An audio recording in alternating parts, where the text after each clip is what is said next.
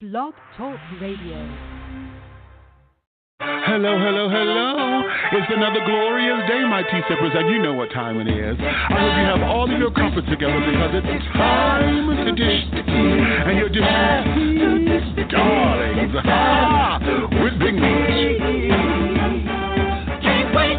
Time to dish tea with Big Meat. Time to dish tea with Big Meat. Time to dish tea with Big Meat. Time to dish tea with Big Meat.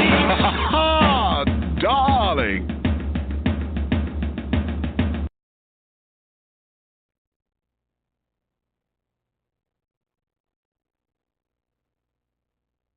Mommy, Yes?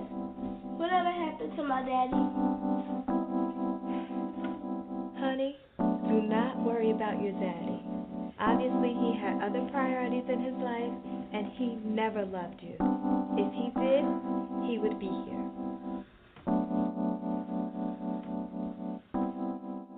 It's about time I talk to my daughter.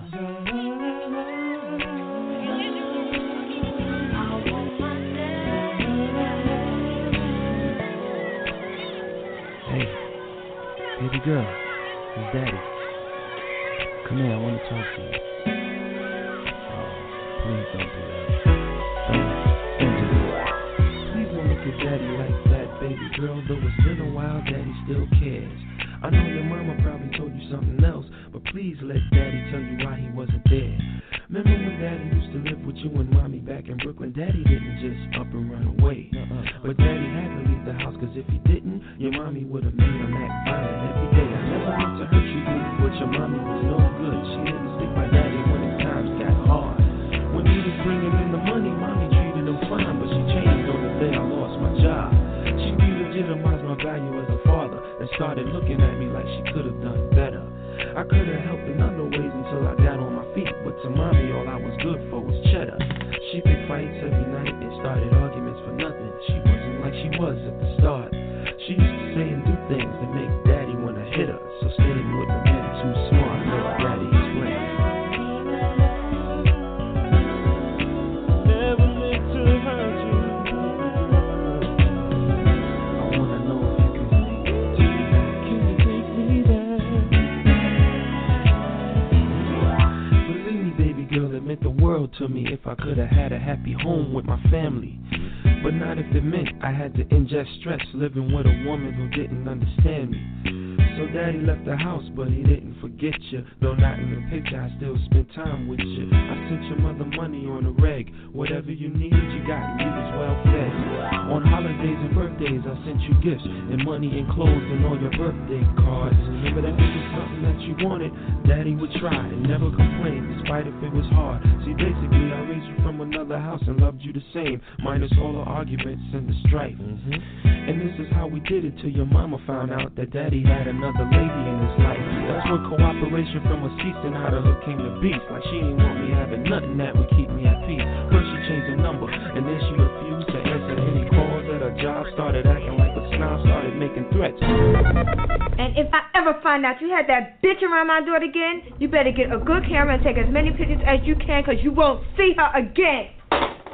Bugging out with her own agenda, threatening me, trying to persuade Daddy to end the new thing I had, trying to get me to disown her. Distraught cause Daddy had somebody else in his corner, and cause of that, she was determined to make my life miserable, cause she saw Daddy wasn't returning. Now the money that I gave wasn't good enough. At the extreme, she was scheme, trying to call my bluff, threatening to take from me whatever she could find, taking me to court, trying to rob Daddy blind. But lucky for me, Daddy kept those receipts. That's how the judge could tell you Mommy's case was incomplete. Then when Mommy saw a treacherous game and fired back, she did it disappearing.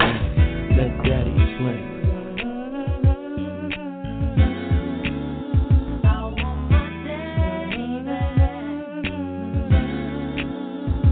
I hope you believe me when I say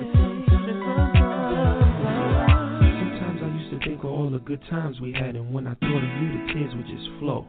Just cause your mommy couldn't always have her way, she got mad, took you and didn't let me see my baby grow. And then she turned you against me, made me out to be despised, polluted up your mind with all kinds of lies about Daddy. But had he done what he wanted, I'd have taken you myself to ease the pain the way I wanted. I thought about snatching you many times, running. But seeing how she turned you against me, I wish I'd done it. The point of me telling you this was not to slander mommy, to further drive a wedge in our family, no, that's beyond me. I only told you, cause if you didn't understand, you grow up with a warped image and notion of a man. No need to dwell on yesterday, it's over and it's done. But since I last seen you, boy, I had a little son. Yeah, you got a brother, he'll grow to be a lady pleaser. He looks just like you, minus the earrings with a Caesar. I always said I'd tell you the deal when you was older, and I hope you feel my sincerity in what I told you. Now since we family, let's never again lose touch. Daddy did and always will love you much. Daddy explained. You don't have to hate me, cause your mama does. Come here. I hope that we can go back to the way it was. You don't have to hate me, cause your mama does. I hope that we can go back to the way it was. I didn't know falling in love. You don't have to hate me, cause your mama does. So much pain falling in love. I hope that we can go back to the way it was. Did you know falling in love? You don't have to hate me, cause your mama does. So much pain falling in love. I hope that we can go back to the way it was. So much pain. You don't have to hate me, cause your mama does. I hope that we can go back to the way it was. You don't have to hate me, cause your mama does. I hope that we can go back to the way it was. You don't have to hate me, cause your mama does. I hope that we can go back.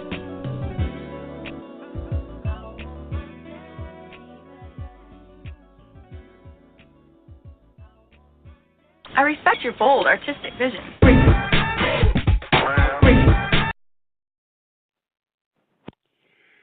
And hello out there in Blog Talk Radio Land here in the glorious United States of America and across the globe. Let me say hello to listeners and new friends over in Egypt and in Venezuela and in Angola and in South Africa and in Russia and in Brazil and anyone who is within the sound of my voice, honey. The Caribbean islands, Italy, Rome, all of you, good citizens, honey. Thank you for your love and your time, honey. I hope you have all of your crumpets together because, darlings, it's time to dish tea. And you're dishing tea, darlings, with Big Meech. What's going on, babies? Oh, it's been a very, very, very, very interesting time, honey, since we've last met. I was trying to get on last week, child, but I just could not pull it together. I just needed to take some time for myself and just take a break, child. I when you just up and running, child. What happened? I ended up falling asleep. Right, I was like, okay, let me take a little nap before the show. Child slept right through the show, child. Okay, just couldn't get it together. So we are here live and in living color, baby, right here. Okay, going to bring it to you the way that we do, my darling. So this is June. So, you know, June is a number of things, honey. It is Black Music Month, where we're celebrating the contributions, honey, of what black music has done to the culture, to the society, to the world, my darlings. This is also National Gay Pride Month. Next week, for those of you who are keeping up with the calendar, and for those of you who celebrate, we need to start celebrating this on the regular black community. And that there is Juneteenth, honey, June 19th. And that I like to consider that to be African American Independence Day. And for those of you who don't know what Juneteenth is all about, that there is the day, honey, it was June 19th, 1865, 2 years later, after the Emancipation Proclamation was signed, that Texas finally got the memo. Okay.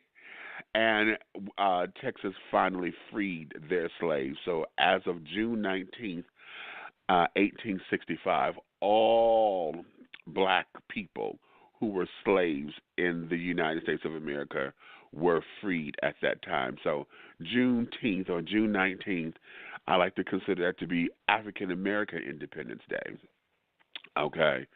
And so next week I will be doing something to dedicate to that, and I'm what I would like to do, and I'm gonna put this out here. I hope to do something that cute, and that is I want to get into a celebration to where we're celebrating this like a Independence Day celebration, and I want to bring in you know how they have Christmas in July.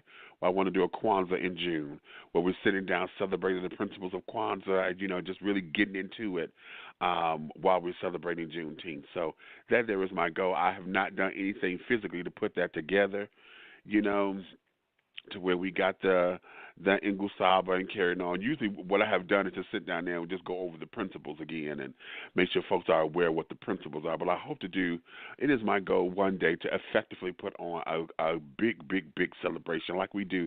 Honey, I'm talking about at the grill, honey, we got the cookout and carrying on. We got folks coming in their African attire, you know, and just doing it up big time, child, you know, the way that we do. And then it also incorporating what Kwanzaa is, you know, celebrating black businesses, making sure that if you buy something, you buy from black businesses and things of that nature. You know, usually at the gift giving time, you know, they celebrate, they prefer that you hand make the gifts and all that kind of stuff. But if you have to buy, then it is encouraged to go buy them from black-owned businesses and things of that nature. So we'll get all off into that next week. Also, yesterday, June 12th, you know, this is a tragedy for us in the LGBT community because it was 2 years ago, June 12th, 2016, that we had the horrible Pulse nightclub massacre, where the 49 people were killed and the 53 people were injured due to the gunmen with the mass shootings and things and this, that, and the other. So it feels like it's been a lifetime, but it's only been 2 years. And, you know, there's a lot of disparages that goes along with that and carried on. And you know, the communities want to get up and riled and carried on. And this really wasn't a time for all that bitterness. What this was, you know, we just had a bunch of hate that happened, and folks wanted to turn it into something that it shouldn't have been. So as we are commemorating that and looking at how we can better improve ourselves and do better as a people, you know, we want to reflect on that as well. So, you know, that's just very iconic that, you know, this particular massacre happens in the month of June. That is also Gay Pride Month. So, you know, it's just very interesting of all of that. So I'll get into that at another time. But because it just happened, you know, I'm trying to do my opening comments and reflect on all these things and to make sure that this goes forth, okay? So let me flip the script and bring you back up for just a second and say that dishing tea with Big Meech is for mature audiences, and the language and or subject matters that you hear on this program are not intended for children or anyone who is not mature and or responsible enough to handle the situation at hand. So your listening discretion is advised. I will repeat. Dishing tea with Big Meech is for mature audiences, and the language and or subject matters that you hear on this program are not intended for children, anyone who is not mature and or responsible enough to handle the situation at hand. So your listening discretion is advised. Please note, darlings, I have a potty mouth and I make no excuses for it. Okay? So please understand, child, that this is the time for you to govern yourselves accordingly, please, okay? If you're at work, turn your volumes down to a respectful level or just put your headphones on, child. If you're at work, at home and you're listening by computer and the children are around, honey, put the kids in the other room, honey, with the other flat screen and let them sit down there and watch Dora or SpongeBob or Big Bird or Snuffleupagus or Bert and Ernie or Kate and Allie or Laverne and Shirley, Cagney and Lacey. You know, Okay, Mike and Molly, somebody, honey, whatever the case may be, child, put them over there and let them do their thing, child. Because now it's time for the grown and sexy to become the seasoned and sophisticated, okay? Because, honey, listen, I'm not going to entertain any one of you bitches coming to me anywhere you see me, honey. The Walgreens, the Walmart, okay, the Dollar Tree, Dollar General, Family Dollar, okay, Saks Fifth Avenue, at the airport, if I'm on MARTA, wherever I am not going to entertain any of you coming to me saying that you got written up, somebody looked at you funny or whatever because of something that I said. Please, honey, govern yourselves accordingly, okay? Because I'm not going to have it, honey. I've earned the right to every 3, 4, 5, or 17, or 52, or 193 syllable and or letter word that comes out of my mouth, child. Understand? I don't know what bag I'm coming out of, but no, I'm coming out of one. So please consider yourselves warned, darlings, warned. Okay? If you're listening by computer, the tea room is open. I'm going to encourage you to come over here. I'm in here by myself right now. So, in any event, if you'd like to chat in the room, honey, go and create yourself a page, here on Blog Talk Radio Network. It's free of charge like all the other social medias. Just create a page so you can come in and you can be interactive. If you wish not to interact, just know if you come into the tea room, you're going to have, it's going to say guest, and then they have a number by it. So you'll be able to see everything that goes on, but just won't be able to interact with it, okay? So that there is that. But I want to say this. If you're coming into the tea room, please come in and dish your tea responsibly, please, child, okay? Because, listen, oftentimes, it's very interesting that, we're in the world where everything requires reading now. We're texting, we're, instant messaging and all that kind of jazz, honey. If you're not looking at a picture, honey, you texting or whatever. And then we got the new little language and, text language and carrying on. Everyone want to abbreviate words or only, letters and all that. So oftentimes it's hard to understand what the person is saying. And because you're not hearing how people talk or the rhythm of how they talk or their vocal affectations, how they may say certain words to give you a little key or whatever. Oftentimes, because you don't hear that, you may think that someone is coming out of a bag on you because of your own experiences, how, it just feel like they're trying to let you have it or neck roll your finger snap you or this, that, and the other, and that may not necessarily be the case. So when you're over here, please come in here and dish your tea responsibly, please, because if I come in and find that you are cutting up sugar, I am going to really cut you out. Yes, I said it and I mean it, okay? So, so having said all that, let me give you guys Michigan, Battle Creek, Michigan. My alter ego will be in town, honey. We're going to come down there. I can't think of the name of the club, but and ain't that nothing?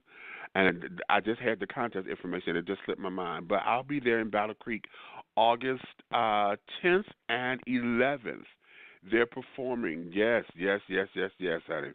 Samantha Stevens Divinity will be making an appearance, and she's coming in. There's a contest going on that weekend. So for those of you who are on the contest circuit and you're coming out to compete, honey, I will be there to give you inspiration and to be performing in between the categories and all of this kind of thing. So I will be providing more information about that as we get closer to it, and we will go from there, okay? So, yes, I'm coming home, children. So, and in Detroit, yeah, of course, I'm going to be in Battle Creek, honey. I can't be that close and then not come see my people. So I'll be home in August, the weekend of, let's see, August 10th and 11th. I'll be there, okay? So that's a heads up, and then we'll go from there. So having said all that, I think that's all of my announcements for right now. What I want to do here is let me go in and let my sponsor say a few things. And then when we come back, we are going to get into the world of R&B hip-hop. You understand? This gentleman that my guest coming on, honey, is going to sit down there and really opened my eyes to something, because his new little song, baby, he just did something that I had to call his publicist immediately. I was like, you know what? I need him, because this boy just wore me out with this. So when we come back, we're going to get right into our show. And I titled today's show, Mr. Charles Bronxson is giving out group hugs. You'll understand in a minute. Okay, let me do this. Let my sponsor say a couple of things, and then when we come back, honey, we'll get into this. So I'll talk to you in just a few. Dishing Tea Entertainment, deliciously exposing your palate to a cornucopia of rainbow-colored dreams and a black-and-white reality, while cultivating the masses through a delicate blend of stage, screen, television, radio, print, and social media initiatives. For more information about Dishing Tea Entertainment, call Big Meech at 404-914-5610 or visit www.dishingtea.com. D Created Boutique offers the most unique selection of high-quality handcrafted infant and children custom outfits, tutus, blankets, headbands, cloth diapers, women's handbags, and much more. We're conveniently located at 19480 Livernois Avenue, Detroit, Michigan, on the famous Avenue of Fashion Shopping District. For more information, contact us at 313-744-9002. D Created Boutique, a one-stop destination for fashionable families. PharaohsTreasureBox.com, a quality online Detroit mobile business. Custom, affordable, high-quality, handcrafted art, jewelry, gifts, and accents for you, your event, home, office, or business. Contact Peter Jackson, Artistic Director, at 248-688-5178. 248-688-5178. PharaohsTreasureBox.com, embracing a fusion of cultures and making art beautifully affordable. Choosing art and custom framing is a personal experience, and at Eric's I've Been Framed, our consultants work closely with you to bring your vision to life, leaving you with more than a picture. We create showpieces and heirlooms for your family to enjoy for generations. Come and experience our creativity for yourself. Eric's I've Been Framed is located at 16527 Livernois Avenue in Detroit, Michigan. For more information, call 313-861-9263. Bronxson Productions. You know who you are. Bronxson Productions. You know who you are. Bronxson Productions. You know who you are. Bronxson Production, get started.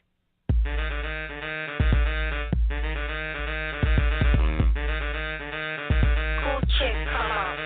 If I may and relate and display another death rhyme, give me the okay, then it's all mine. Cause I'm the time with the rhyme and ability. You better watch out for the heavy artillery. You're just killing me softly, shocking me hard, stop to get off me. My poetry is definitely potent. In the summertime, I'll leave my door open just hoping for me to catch a burglar. Then they'll lock me up cause I'm a murderer first.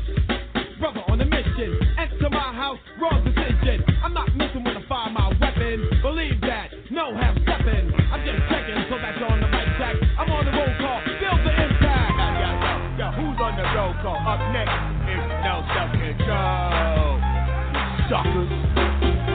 Hold the roll call, no self-control. Here we go, y'all. Yes, I'm next on Flash, your mic and press on. Step too hard, your mic is stuck, yeah, boy, because you know the real song is in my mic, and then I'll get my shoe shine. I got the girl in the stroll, you know, she gives me dough when I pour in my heart on. That's still, kid, I'm getting busy on. This is Joe Fast, yo, what did you say you won? C-A-double-D-Y, fast attack. Start of my rap, cause you paying fast to play. Hold on, amazing days when I grab my nuts. Me and Fast tearing it up, boy. 104th Avenue's in effect. Cold Cooter, you suckers. Yo, that was dope. That was no self-control. There's a cool chip. Roll call, who's up next, big boy? White. Get back. A boy like story. Chapter 1 just back up off because the B.O.Y.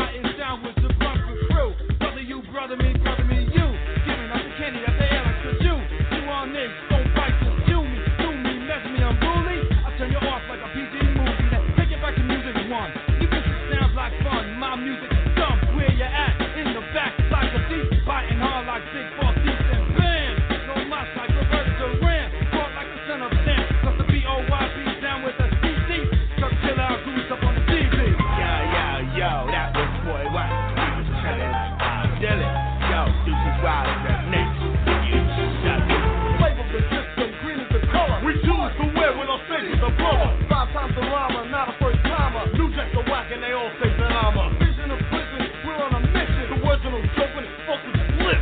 Deuces is deaf and I'm black and I'm prouder. You know what's that true? Now say it louder. Deuces is deaf. Now say it louder. Deuces is deaf. I'm black and I'm proud. As the beat propels, you know we excel. He's the stuff that he's deep and I raise hell. Lyrics hard and strong like Rambo. You need some finish, boy. You show cancel. We came out with flex. Deuces is deaf. Boy, right kick the break. I'm out of breath. Alright. Yo, let's go to the phone. Who do you want to hear? Total control. I think it's about that time, y'all. Get with the procedure. You need food for thought? Well, now I'm gonna feed ya. Total Control has the equipment to be more dope than a heroin shipment. We're stupendous, tremendous. Girls recommend us, defend us, commend us, while they send us flowers and their lace underwear. So don't play yourself like solitaire.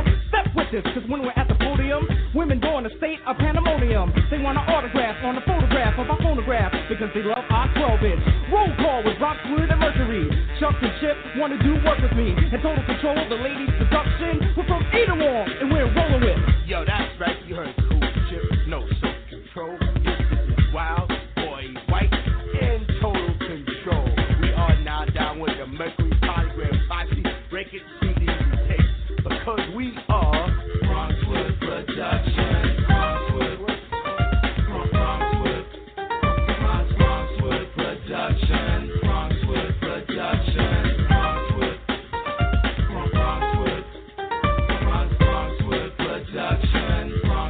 Production.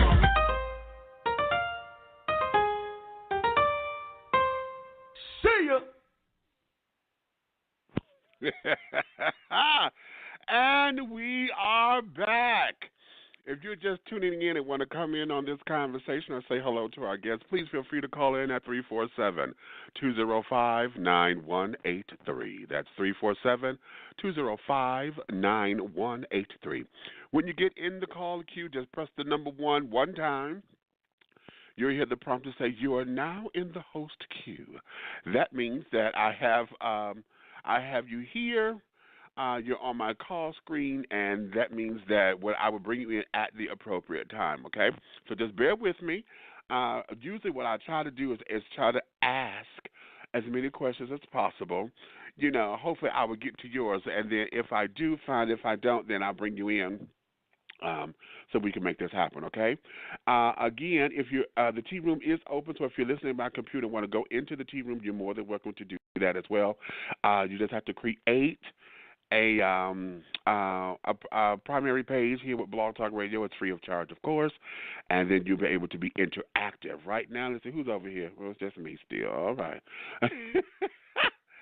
So let's get into this, okay? Great day and grand risings to you, tea sippers. Today we are celebrating Black Music Month.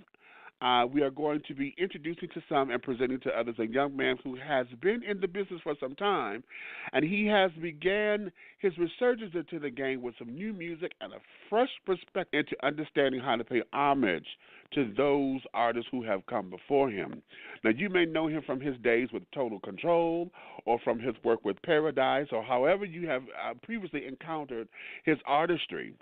Mr. H.U.G.S. Bronxson is a talent worthy of discovering. The message in his music has become anthems for men across the country and around the world.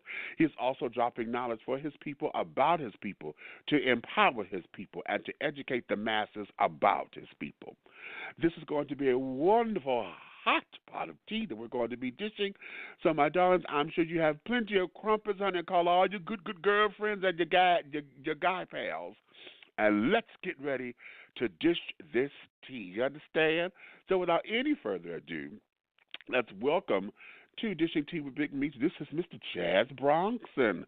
Mr. H.U.G.S., what's going on, player? How you doing? What's happening? Oh, man, I'm good. Thank you. I said, when I heard that music playing on the prompter, this guy knows something. He knows something. I'm like, wow, what a choice of records. Yeah, they know something about me. Thank you for bringing me in. I appreciate it. I would have called a little bit earlier, but I just came out of the hospital because I had some knee surgery, but I'm ready. Let's get it in. Oh, well, all righty then. Well, you called at the right time. At the right time. All right. See, the beginning of the show has this. I got all this damn opening, monologue and stuff that we have to do, and oftentimes I tell the folks to call in, a little bit later, so that they don't have to sit on the phone all that damn time. Because I got to say hi, we got to play commercials, we got to go through all that. Oh, okay. And all right. It frustrates some people. So you called in at the right time because I just finished all of that, and so now we're able to get into this. And beautiful. And to celebrate you. And then, with this being Black Music Month and carrying on, we want to give you a platform to where we can get into understanding who you are better and then get into the message of your music. And so what I want to start with, let's start right at the beginning. Let's start and give the folks the basic question. Who is Chance Bronxson and what makes Chance Bronxson tick? All right. Charles Bronxson is a songwriter who's been doing it for quite some time. I started out in a couple of rap groups and singing groups. We called ourselves the singing rappers back then because I always had this thing for R&B. But when rap music hit, just like every other kid in New York City, I took to it and I wanted to be a part of it. So I've been doing that for quite some time, and then I just really got into the writing end of the artistry, and it got to a point where I started having like a volume of music. A volume was so vast that I could never do it all by myself. So I began considering writing for other people. And I learned how to produce. I got into that, and now I'm doing music videos for the stuff that I put out. I ultimately formed my own label, my own imprint, because when I used to go shopping to get deals, I noticed that I was constantly auditioning, trying to get people to feel what I was feeling musically, and that doesn't always happen. So if you feel strongly about something, you have to position yourself in such a way where you can put it out on your own, and you don't have to rely on getting the approval of others. So that's how I got to the point where I'm at now. Singer and songwriter. Dig. Okay, now let's delve into this because oftentimes folks will say, my passion is writing, but and the singing was a bonus. I know Selena Johnson says that. She said, I'm a writer, but the singing happens to be a bonus. Or we have it the other way around.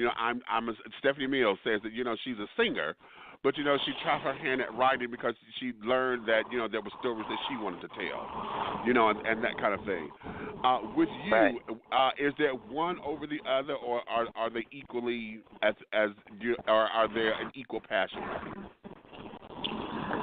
I think they're equal to the extent that if I had to perform, or if I was going to perform, I get into the performance. I'm like really into the performance. I like doing that. I love doing that, but I spend the bulk of my time writing because you're not always on stage. So it's like, what are you doing during the interim? And I'm not waiting for another show to perform. I'm active. I'm writing and I'm creating. So I do more of that. So I guess to that degree, you would say that writing and arranging and all that kind of stuff has a little bit more of an edge in terms of preference for me. Okay. Well, that's cool, Beans. You got to have content, to perform. So I get it. So now let's go here because I noticed that in my research of you, and you just said, you started off, with a couple of different groups, and when I played, the Bronxwood Productions, honey, with total control, when you got and started into the business, what was that for you? Yeah. How did all that come about with you and the crew? To say, okay, yeah, we're going to do this and get up in here to record and this, that, and the other. What was that start for you? Well, we were rapping, like, just pretty much every 9 and 10-year-old in the city, and it got to a point where it's like we wanted to hear ourselves on the radio. So it was a local DJ by the name of Chuck Chillout, DJ Chuck Chillout, and we said, you know what, let's do our brand of rapping and put it on a promo for him. So we took our little money and we went to the studio and we produced a radio promo for him, and we were singing on it, singing and rapping. Mm-hmm. And then we took it to him, and when he heard it, he was like, yeah, he liked it, and he got a little excited about it, and he decided to play it on his show. So we started doing promos. We got into doing the promo thing for different DJs, and we just once you hear yourself on the radio, you just get amped. You're like, oh man, we just gonna make something happen. So then we had to go and learn how to produce like actual songs, because promos are about anywhere from 30 seconds to a minute and a half. But then it's like after we did all of that, we wanted a deal. We wanted to put records out. We learned how to put records out or make records, but we didn't have any outlet. And we did this additional shopping for a record deal and things of that nature. We got a couple of offers. And a little while later, I got heavy into the songwriting. The group had disbanded at a certain point, but, I was still writing. And I entered a few songwriting contests, and, one in particular I won nationally, and I was offered a publishing deal from EMI Publishing. Okay. And that didn't go too well, and it just became a thing of, well, if I'm not going to sign a contract based on what they're trying to get me to sign, then how am I going to get my music out there? And then I began entertaining the idea of having my own label, but I didn't know the first thing about having a label. And when you're on the creative side, you're not really thinking about that business aspect. I mean, you're thinking about the business aspect, but not to that extent, like having a record company. So I just evolved into this thing right here. I just wound up getting into it. It's just a natural evolutionary process that brought me here. Interesting. Now let's go here, because you just hit something that I'd love to discuss when it comes to artistry, and that there is learning the business of this. What were some of the scariest moments for you in cultivating your artistry and then cultivating your business side? Wow, scariest moment.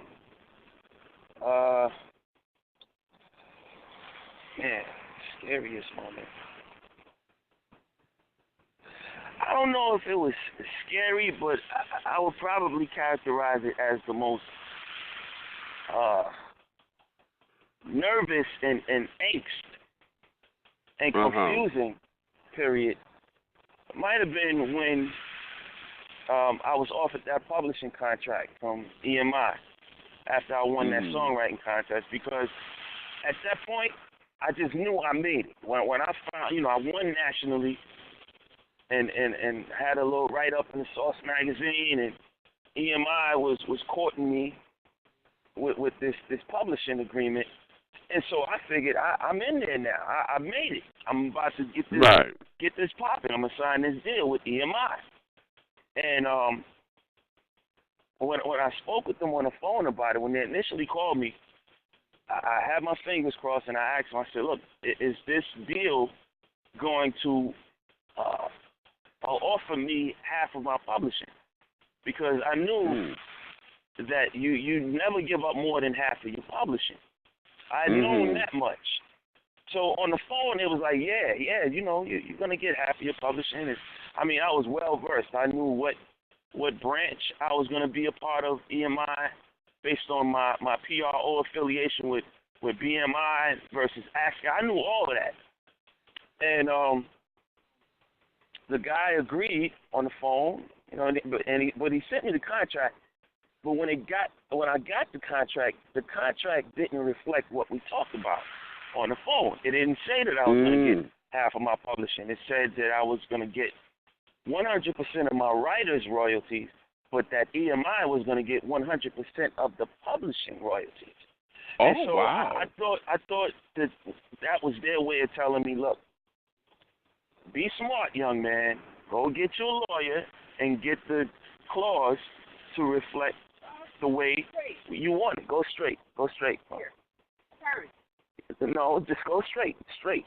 Yeah, you're doing it right. Go straight. Pardon me. I'm giving directions because I can't drive. It just came out of the, recovery room. Right. Yeah. All right. So, I went and took the contract to a lawyer, and the attorney just smiled. He said, well, this is a standard rip-off contract, and the way you want it, what you want the clause to say is that you're going to get 100% of the writer's royalties, and you're going to split the publishing royalties 50-50 with EMI. So he just made his little changes on the contract, and then I took it to EMI, but they weren't budging. They wanted it to be 100%. They were going to get the publishing, and that was it. It was like do or die. And they really wanted that song that I won the contest with. They really wanted it, and they were offering me this $5,000. It's like, well, you know, we could talk about doing a publishing deal with you, but it's $5,000 attached to this deal with your song the award-winning song. And I was just really broken up about that. I thought about it, and they basically told me, just think on it and give us a call and let us know what you want to do, if you want to go forward.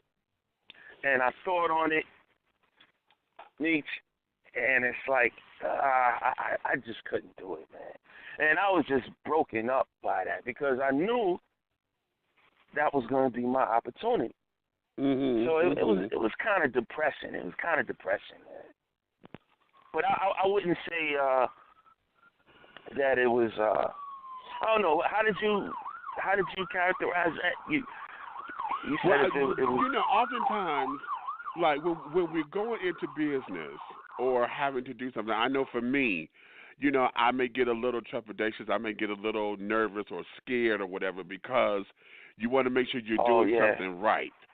Yeah, you're frightened. And then coming into it, when you're learning it, everything becomes a learning lesson, So it's like, okay, I won't call it a mistake, but it was okay. I had to learn this the hard way, Damn, I didn't sign the contract. I did a gig and it was a word of mouth kind of agreement, and everybody else was signing contracts, and I didn't sign one because this was a friend of mine and this, that, and the other, blah, blah, blah, blah, blah. I'm like, okay, we got this because we've been doing business together before. So I'm like, no, I'm trust, this is cool. And then when it comes down to the back end, child, what I was supposed to be getting, honey, they wanted, well, we'll give you a producer credit and we'll do this and we'll do that. I'm like, I don't need no damn producer credit on. What the fuck is a producer credit, child? What?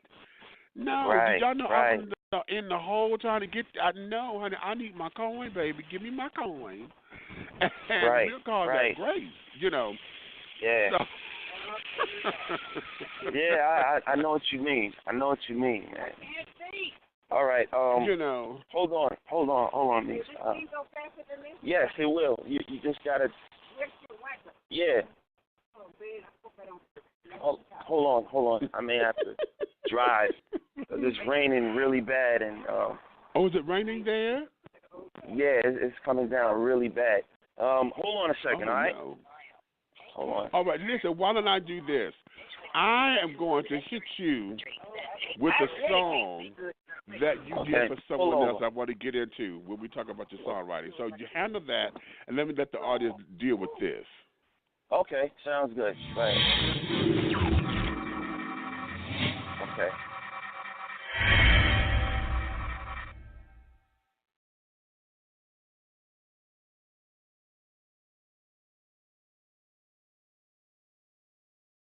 I'm talking about You this left situation. us I keep alone.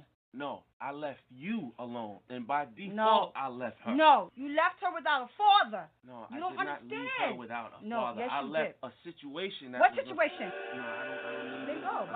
Bye.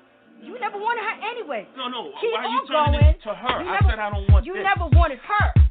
You never wanted her. You don't care about her. You don't love her. Is that what you're telling her? In the heat of the moment of passion, feud with friends. And though I'm happy to be here with all this drama, I have to be candid. I don't know what's more painful, being unwanted the day that I landed, or just knowing my presence on earth now. Clearly y'all hadn't planned it. Compared to every male that I meet in life, my father is the standard, who unfortunately I'm not allowed to see, as you demanded.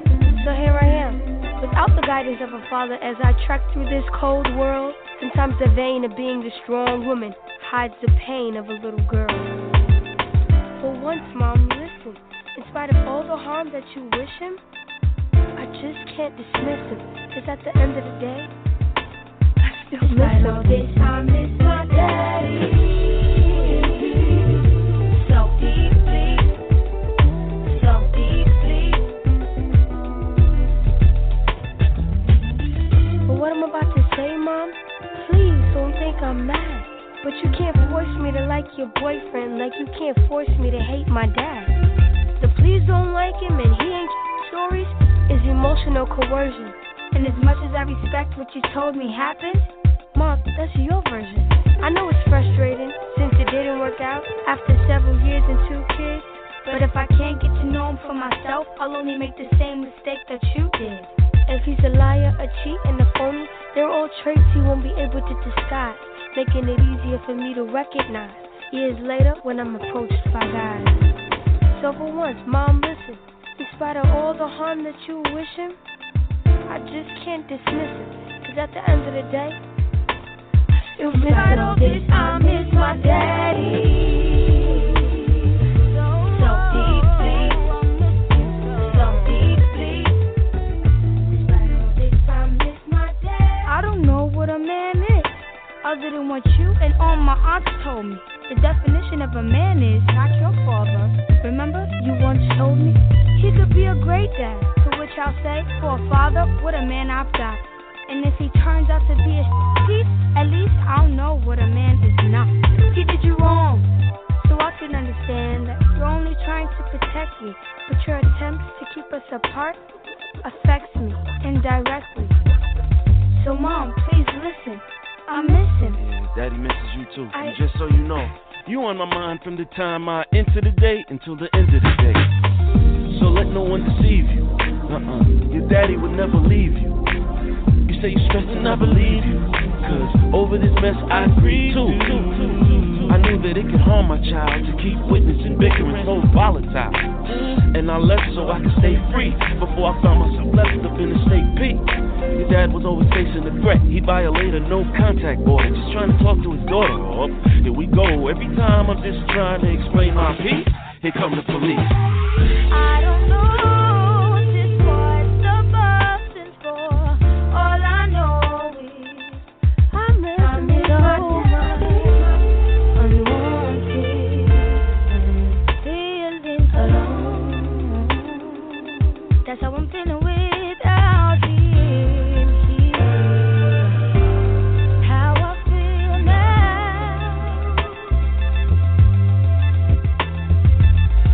Daddy. Baby girl, what we're gonna do is keep in touch. And we're gonna be alright.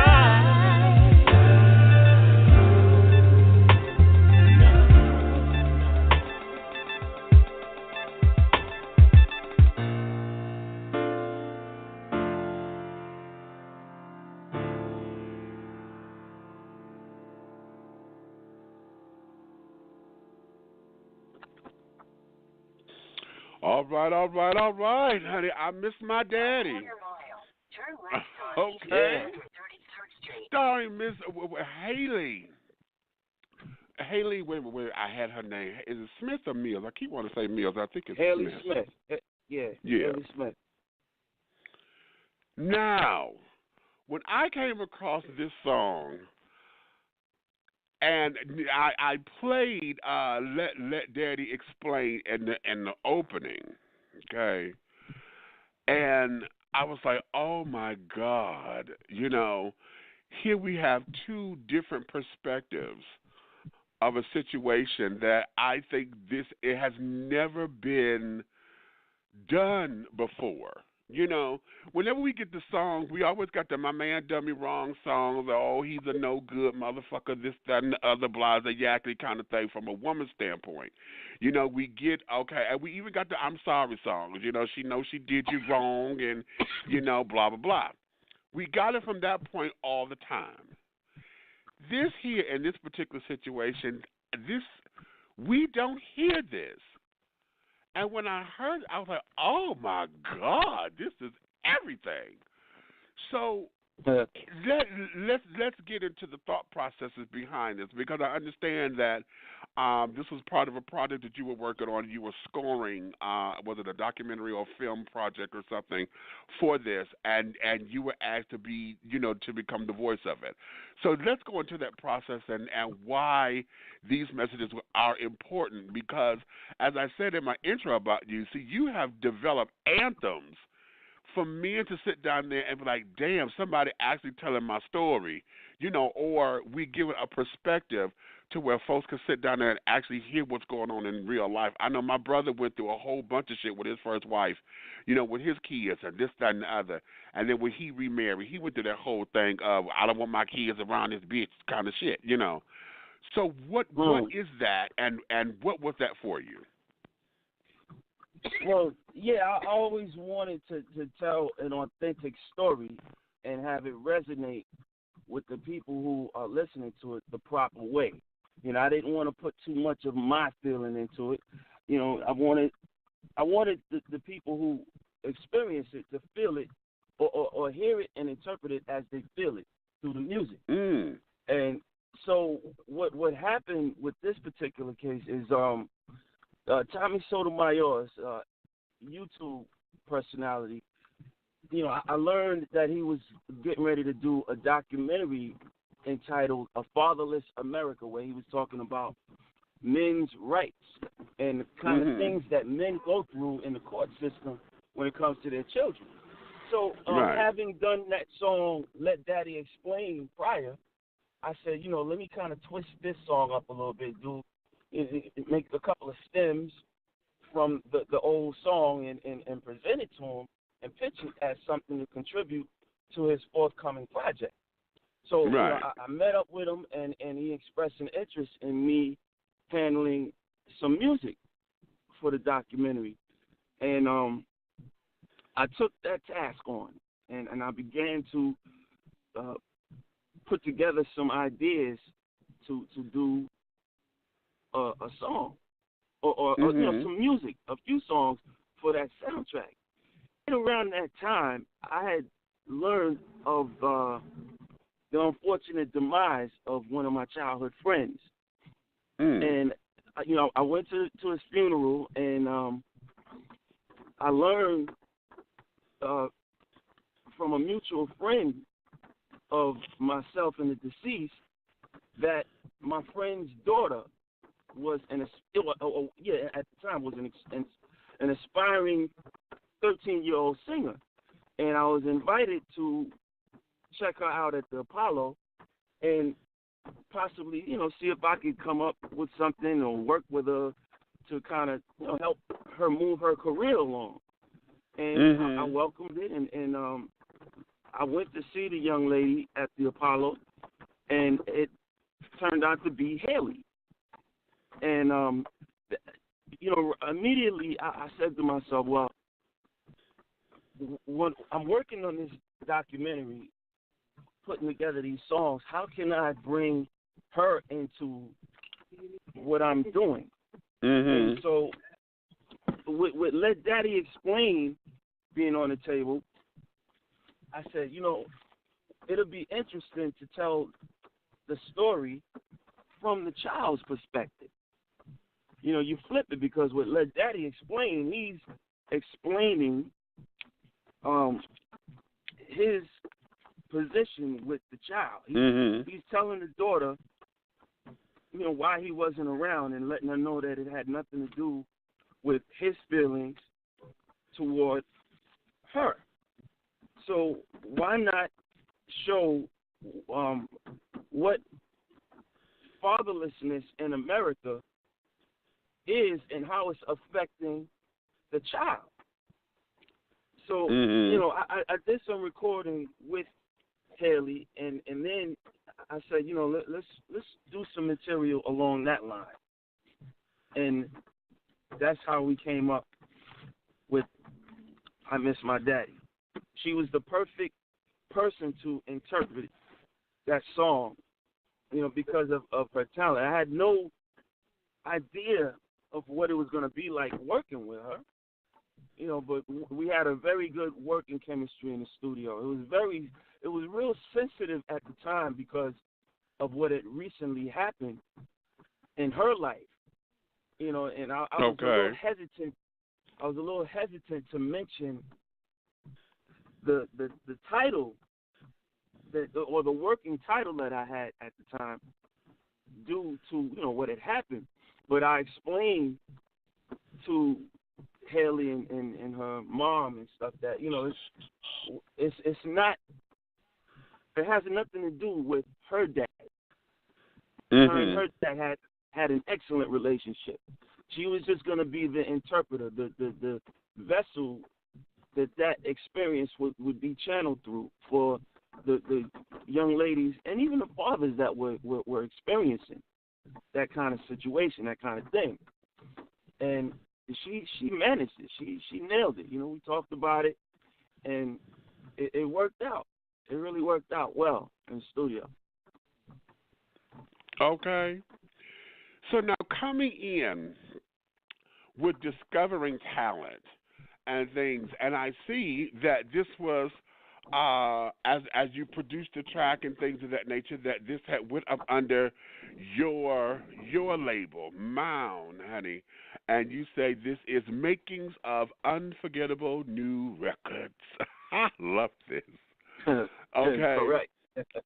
I love this. Makings of Unforgettable New Records. Okay. Love that. So now that you're out discovering talent and this, that, and that, how did that open up and expand your producing vocabulary and your horizons on that? Because now you went the step further, along with being the singer-songwriter, record company owner, to now you are A&R and you're talent scouting and all of that. How did that open you up to that? Well, it's weird, because initially, that's not what I wanted to do. I wasn't looking to sign talent or nothing like that. I just wanted to create an outlet to release my own music. And that's that's the flip side. That's the flip side of the acronym M.O.U.N. When you say it, my own music. Come on now. I wanted to have something. I wanted to have something to put my own stuff out. And this thing with signing Haley, it just happened. It wasn't planned. It just happened like that because after we did the music, we had to do the legal stuff, which was contractually I had to get them on board because she was a minor, and that was a whole thing in itself. But I learned about it. I learned about that whole process, and I'm glad I went through it because although I had no intentions of trying to sign anybody, it showed me what I have to deal with in the event that at some point I do want to sign somebody or somebody is interested in signing with my imprint. Right. Okay, now let me go here because coming up on these endeavors of becoming a businessman, okay, and coming into this world of music, I guess I always ask this question of folks, but I think I'm going to have to start to look at it from a different perspective because business is business, so they say. But different entities it just seems as though business is a little bit more hardcore. You know, and the entertainment industry is one of those entities where it seems as though, you know, business has to be so cutthroat or is so in your face, I guess, to where it is not for the squeamish. So becoming the entrepreneur that you are, becoming the business owner, becoming a CEO, if you will, what is that for you in this business of sex, drugs, and rock and roll? How do you manage all of that without getting caught up? Just remembering what you're in this for. Just sticking with the initial plan. Yeah, I never got into this for the fame thing. You know, I guess I to a degree, no, I wouldn't say that, because I mean you do want people to know what you're doing. You do want to share whatever it is that you're doing with the world. So, you know, there is an element of wanting to be known and wanting popularity and fame. But at a certain point, it becomes, do you really love doing this thing because of the stuff that you got to deal with?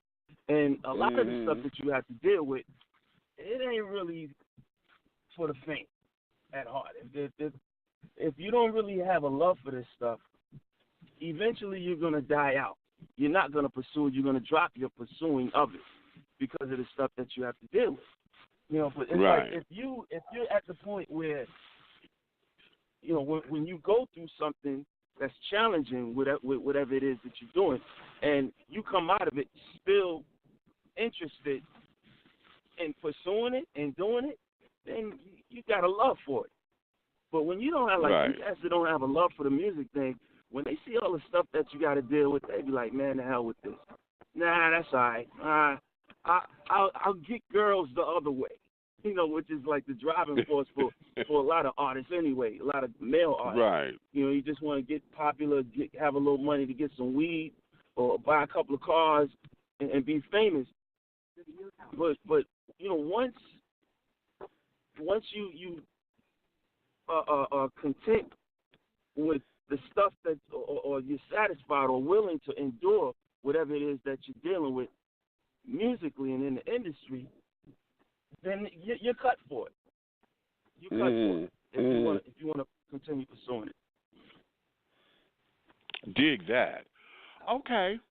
So now let's do this, because you have gone through an evolution, okay, of being in different facets of the business. So what do you feel has been your strongest change, or what do you think is your strongest feature now as an artist since the evolution, coming back from the Total Control days, and then working with Paradise and being in the studio and helping them on their 3 tracks and this, that, and the other?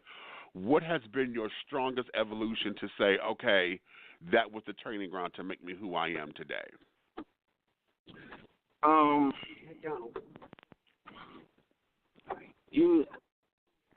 I think realizing that it's going to be some things that you go through, and that you just have to continue pressing on. Because with each situation, it was something that I learned going forward. I learned what you can't do. I can never tell somebody what they need to do to be successful, because, you know, really success is all in your mind. You know, what's successful to one person may not be successful to the next. But what I can tell somebody is what didn't work for me. And I had a few experiences that I learned, well, okay, I can't do that again. So that just made me stronger, so that when I got to the position that I'm at now, as being, you know, a label owner and stuff like that, I know what I shouldn't do going forward. And it makes it easier. It makes it a lot easier, to be honest. Okay, well, cool beans. So now let me do this, because as a writer and developing your content, where do you pull your content from? Do you do autobiographical, or do you your cluster of people that's in your inner circle? Do you pull from those experiences? Is it all of the above? How does that process start for you for putting a song together? Yeah, it's both. I can write autobiographically, and that's when it comes to writing my experiences and putting it. But I wanted to get to the point where I could write for others, and one of my biggest influences was Babyface, because I saw how Babyface not only wrote for other artists, but he went a step further as a male writer and producer, and he wrote songs for female artists, and that was a challenge. I was like, man, how do you do that? And he did that Waiting to Exhale soundtrack, which featured nothing but female artists, and he wrote all that material. I'm like, damn, man, I got to get to that level where I can sit and take a story that a woman might feel and then write it down to where women wouldn't know that a woman didn't write it. So I can do it. I do it both. I do it for artists as well as myself. And what's involved when it comes to writing for others or other people's experiences is that you do the Jimmy Jam and Terry Lewis method. You sit down with the artist or the person or the group of people, and you find out what it is that they experience, like how they feel about things. Right. You write it down, and then you fit it in. You kind of then you employ your rhyming schemes and the way you put things together. You apply that technique onto their story and what they're talking about. Okay. So now all of this brings you here, and I'm seeing that I want to tie this in because in creating your company, I see that part of your history is that you were working in magazine as, copy editor and carrying on. So in working and having that particular kind of background, how did that propel you with all of this? Because I'm sure, a lot of folks know I'm a writer, but certain things, the writing intimidates me, like having to be so technical, and I get tired of having to do business plans or whatever, where you're saying the same thing 5 different times and have to get creative with the wording and this, that, and the other. With your background, working with magazines and carrying on, and knowing that, in the beginning of forging this, that okay, I'm not only the CEO, but hell, I'm a PR person, I'm the manager, I am the A&R, I am, until you get your team together. How has that shaped you now, working for being a copy editor at one point, and now saying, okay, I know what this looks like to do press releases, to this and that. How was all that working for you? Well, okay, you're talking about, it was a very brief period that I did some editing for Don's and Divas magazine, and that just came along with, they say to be a good writer, you have to be a good editor. You have to know what to take out, because sometimes as a writer, you just put everything down. You just write everything, but when it's finished, you have to recognize that there's certain elements of what you've written that you can take out, and it won't compromise the story or what it is that you're writing about. So that's a whole field in itself. So once I got comfortable with the words and being able to supplement one word for another instead of being repetitive, as you said, I stepped up into the editing thing, and how that prepared me for what I'm doing now is it taught me how to do edits. Like, for instance, with group hugs, right? The video for group hugs spiraled into like this over 8 minute song and video. Right. But for radio they don't have time for a disco version of your music. You have to provide them with an edited version that they can play and move on to the next song.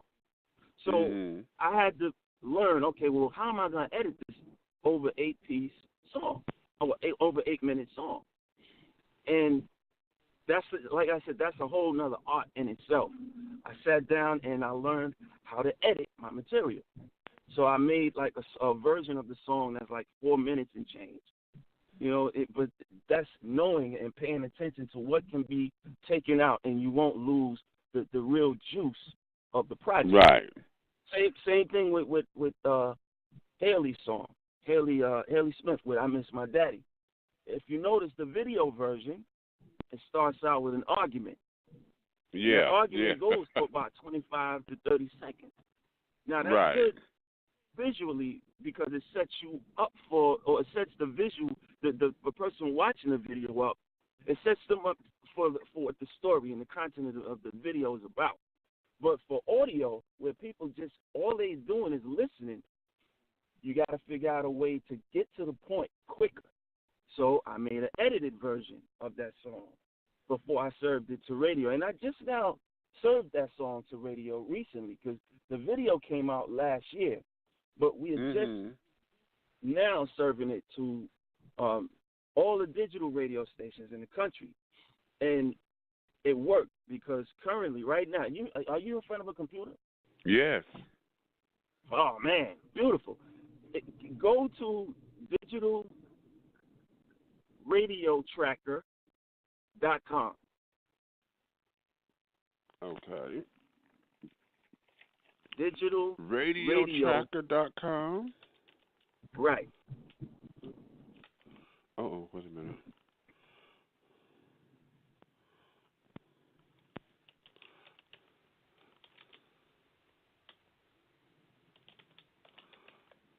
All right, there we go. Type of two pairs and misspelled it. Oh. Okay. All right. Now at the top, when you go to the right, I think it's two things. Or go to the one that says chart. I think it's airplay chart. You see that? Wait a minute. Hold on. This Yeah. sent me to a program. No. Wait a minute. Hold on. Radio. Yeah. Say it again. Digital radio tracker. Yeah. That's what I missed. Okay, digital radio tracker. I just put radio tracker and it took me to some program. Yeah. Okay. All right. Now we're going where? DRT airplay charts or stations monitored? Yes, that should be like the second bullet over from the right, right? Yep. Okay, click on that. Okay. All right. Now, since we started the radio promotion of Haley Smith's "I Miss My Daddy," it is charted on two different charts. Now, the top chart is the Global 200 chart, which has all of the independent as well as the major labels songs that are being played on all digital radio stations across the country. And on that top 200, you scroll down, Haley's song has made it up to position 67. Do you see it? Hold on. Yep, right there. You better know your shit, boy.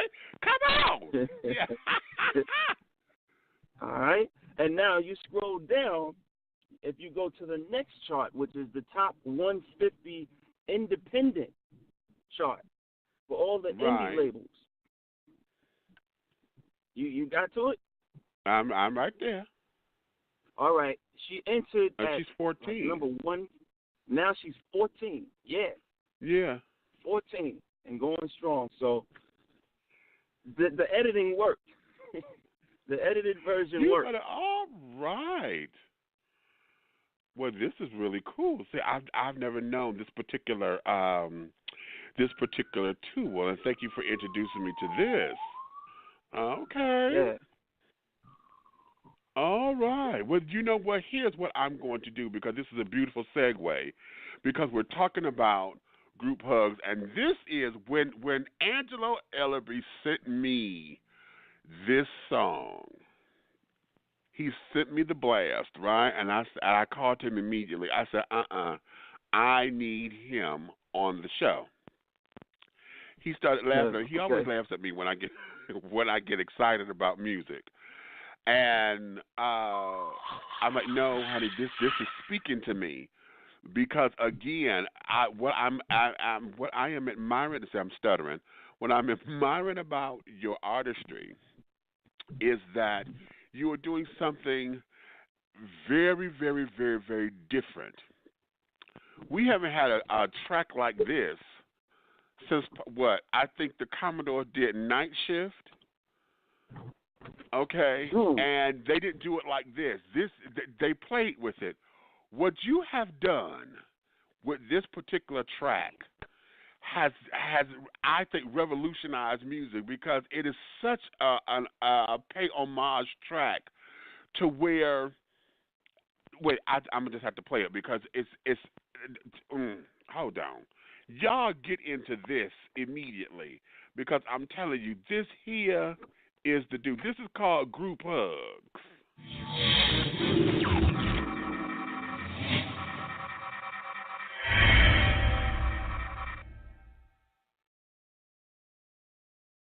We're going to hit you with one of the top vocal groups in the nation. Group Hugs. Alright, this is a tribute to all the pioneer R&B vocal groups, past and present. I gotta take my time with this one. Now we gonna sing a little piece from groups going back to the 1940s and go forward as we salute some of our favorite groups. The 40s. Starting with the Mills Brothers. I'd rather have a paper doll that I can call my own. If I didn't care, I'd I dwelt in Harlem. Oh, I'm gonna steal your baby. No, you won't. You better leave my gal alone. No, mama, no, I ain't coming. No, mama, no, I ain't coming. Do that I want to go. The 50s. Why do fools fall in love sincerely? Don't you know how much I love you? I'll rock 'em, roll 'em all night long. I'm a 60-minute man. Forgive and forget. I only have eyes for you. Now they often call me Speedo, but my real name is Miss in the Earl.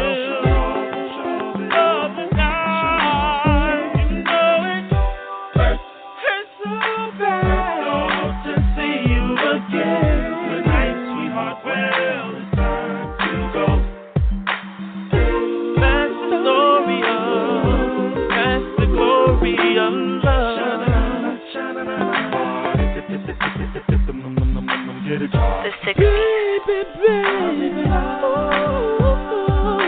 Here are the Temptations singing their newest hit, My Girl. Oh, what a night to love you, dear.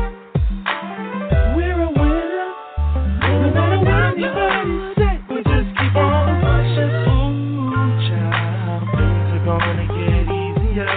La, la, la, la, la, I love you. The 70s. Between love and pain. So let the show begin. Hurry, hurry, step right on in. Yeah. Don't turn around. I wanna know your name. My face. Oh, I see her face everywhere I go. Have you seen her? Have you seen her? I wanna go outside. In the rain. A shame it is the way you break the hearts of every man you see. I got all the love. Everybody plays a fool sometimes. Little girl, please stop your crying. Bet you by golly, while you're the one that I've been waiting for. I wish that I could talk to you, baby, so that I can let you know.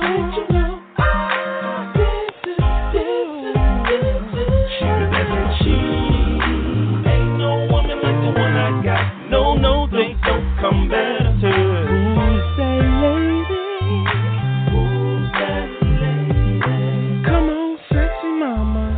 can't do what I wanna do too, yeah.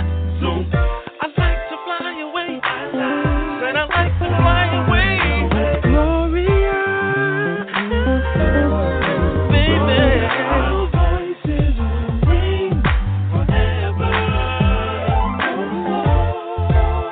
La la la la la. They'll never be.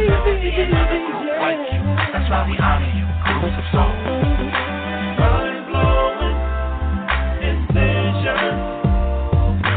Wake up, everybody, no more sleeping in bed. I do love you. He's leaving the midnight train.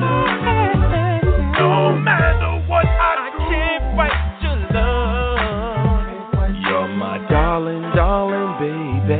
My sweet and tender love. Who done it? Who done it? Who stole my baby? This is your night tonight. Everything's gonna be alright. But you can't keep running away from love. There's no me without you. The 80s. And the beat goes on, and I love it. You can't keep running in and out of my life. Walking down the street, watching ladies go by. Let me love you in the sunshine. A little bit of love is all it takes. A little bit of love. Let me love you down. You know it's got to be somehow. Oh, I let my baby down. Bang, bang, shoot 'em up movies, yeah. I am not your Casanova. Oh, it's like cat and dad. Ain't nothing wrong with a temporary love. Ladies and gentlemen, please welcome Guy. Saying goodbye. Girl, I got my eyes on you, baby. Can't stop how I feel. Spread my wings and fly away. The 90s. The way we're playing the kissing game is written all over your face. You don't have to say a word. Pretty brown eyes, you know I'm breaking my heart. Yeah, my composure, keeping my composure. Forever, my lady. It's like a dream. Here we go. Here's a little something that you should know. I got a thing for you, baby. Daya, Daya, Daya. Let me be, let me be, let me be the one. Let me make you control. My love. Girls is on the way with a Bacardi, yeah.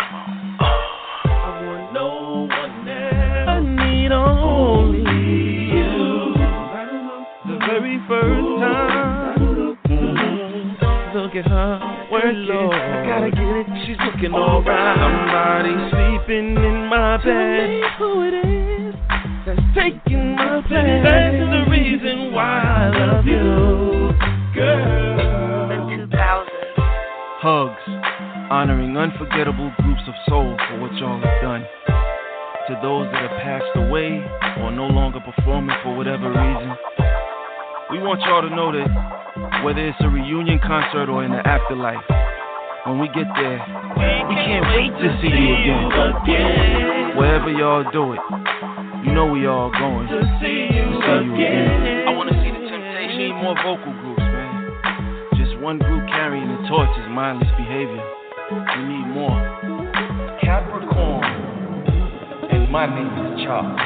Stereo in Let's take it back. Where you hear the Photography and Platinum, Dripping, Coaster, Artistic, Famous Flame, Life, Original, Apollo President, the Temporary, Newbert, Soldier, the Independent, the Continental, the Rotation, First, Lost, Brightest Side, Bloodstone, Evidence, Dynamic. It's always a pleasure. To hear you again. Immature, broken, something for the people.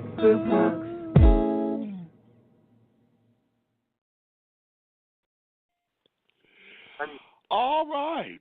Let's do it, baby. Let's do it. Because when I heard this track, I was like, okay, wait a minute. I know this is not him on all these vocals. Tell me about the production of this thing. Because if this is you on all these vocals on this thing, baby, yeah. This, See, I'm so tickled. I'm tickled with this because this is the shit. Period. Just period. Okay? Just fucking period. Okay? Thanks, man. I love Appreciate the production of this. I love the songs that you chose to highlight, the groups that you chose to highlight in this. You know, some of those older, like the 40s and 50s, that, especially in that time era, a lot of these, these kids don't know about them songs and stuff like that. So I'm a 70s baby. I'm 48. So everything that's in this track, I know. Okay. So I was like, oh my God. So no, honey, dish it, baby. I need to know what inspired this track. How did you come up with the production of picking the songs? What was this? Well, what inspired it is that, I listen to, they have the station here in New York, the call letters are WCBS, and they play the oldies. They play the oldies, and but the thing is, when they play the oldies, they don't get into the black artists the way that they get into the Beatles and things of that nature. When they play the Beatles, they're like, hold on, stop the press, listen to what they did in 1966. But you don't get that kind of attention to our groups. And so I noticed that, like they wouldn't play the Isley Brothers version of Shout. They would play the white artist version. Or they wouldn't play Bob Marley's version of I Shot the Sheriff. They would play Eric Clapton's. So that kind of bothered me, and I said, well, let me check these groups out that did the originals. And then that just opened up like a Pandora's box. It was just like I started discovering all of this other stuff, going all the way back to R&B's infancy, which was the 1940s in this country. So I said, all right, once I got all of the music together, which was like a whole process in itself, because it was like, okay, what are you going to do with all of this good music that you discovered? How are you going to honor it and mention it in the song? And then that became a thing, like, okay, do I just put everything together all at once, or do you put it in a chronological order? Because initially I was going from like, I would do a song by, let's say, the Drifters, and then I would bounce to New Edition, and then back to the Temptations. And I said, hold on a second. You can catch up, and Honey wants to catch up. Okay. All right. Yeah. So, you with me? Yeah, I'm right here. Go give it to me, baby. All right. So, how am I gonna break the tracks down? But I came up with the idea, instead of, I thought it would be best to just do a timeline, go in chronological order, because the people who know the Drifters, to follow that up with New Edition, they might not be familiar with New Edition, and people that know New Edition might not be familiar with the Drifters. So I figured, just start from the beginning and work your way to the end. So that became a whole arrangement thing. Okay, well, what goes good back to back? Like, how do you follow up? Well, what song are you going to put after this one? And then after that one? And that was a real process right there. It was like, man, it was very involved, very intricate, but it was fun. It was really fun. Well, sounds fun. Intent, and my intent with the project from the gate to now, it's the same. Is to generate interest bring to the attention of the new generation the old music and the older artists, and at the same time raise awareness and produce funds, make money to generate and donate to these organizations that are in place to help the elder artists who are in times of need or struggling right now, which is right. a lot of them. It's a lot of them. They don't talk about it, but there's a lot of them that need help. You know, once they're not on the charts anymore, it's like the industry treats them like trash. Like, you know, you're a has-been. And they're not has-beens. We can't look at our artists like they're has-beens. Other cultures don't look at their artists like they're has-beens. They elevate them. Right, celebrate them. right. So that's what I wanted to do when it came to ours, especially all of those, that vast group of artists that we've had from the past. I wanted to exalt them and celebrate them. And that's how we got the two group outs. God, I'm telling you, this track here, and now, okay, the musical production of all this, is this you on all the vocals, or do you have help, somebody who, what is this? Is this you on, just on lead, or are you doing all your own background? Tell me this, baby, because I'm telling you, I am howling over here. I'm like, this track is too much. It is, I live for this. I can sit down here. This is something, it's good for cleaning up the house on Saturdays, you know, because it takes you through an array of music, you know, without having to flip the DVD, the CD change or whatever. Or we're not, we're streaming, Lord. We're streaming now. Wait a minute. Wait, we're streaming now. But, It you know, it's everything is this.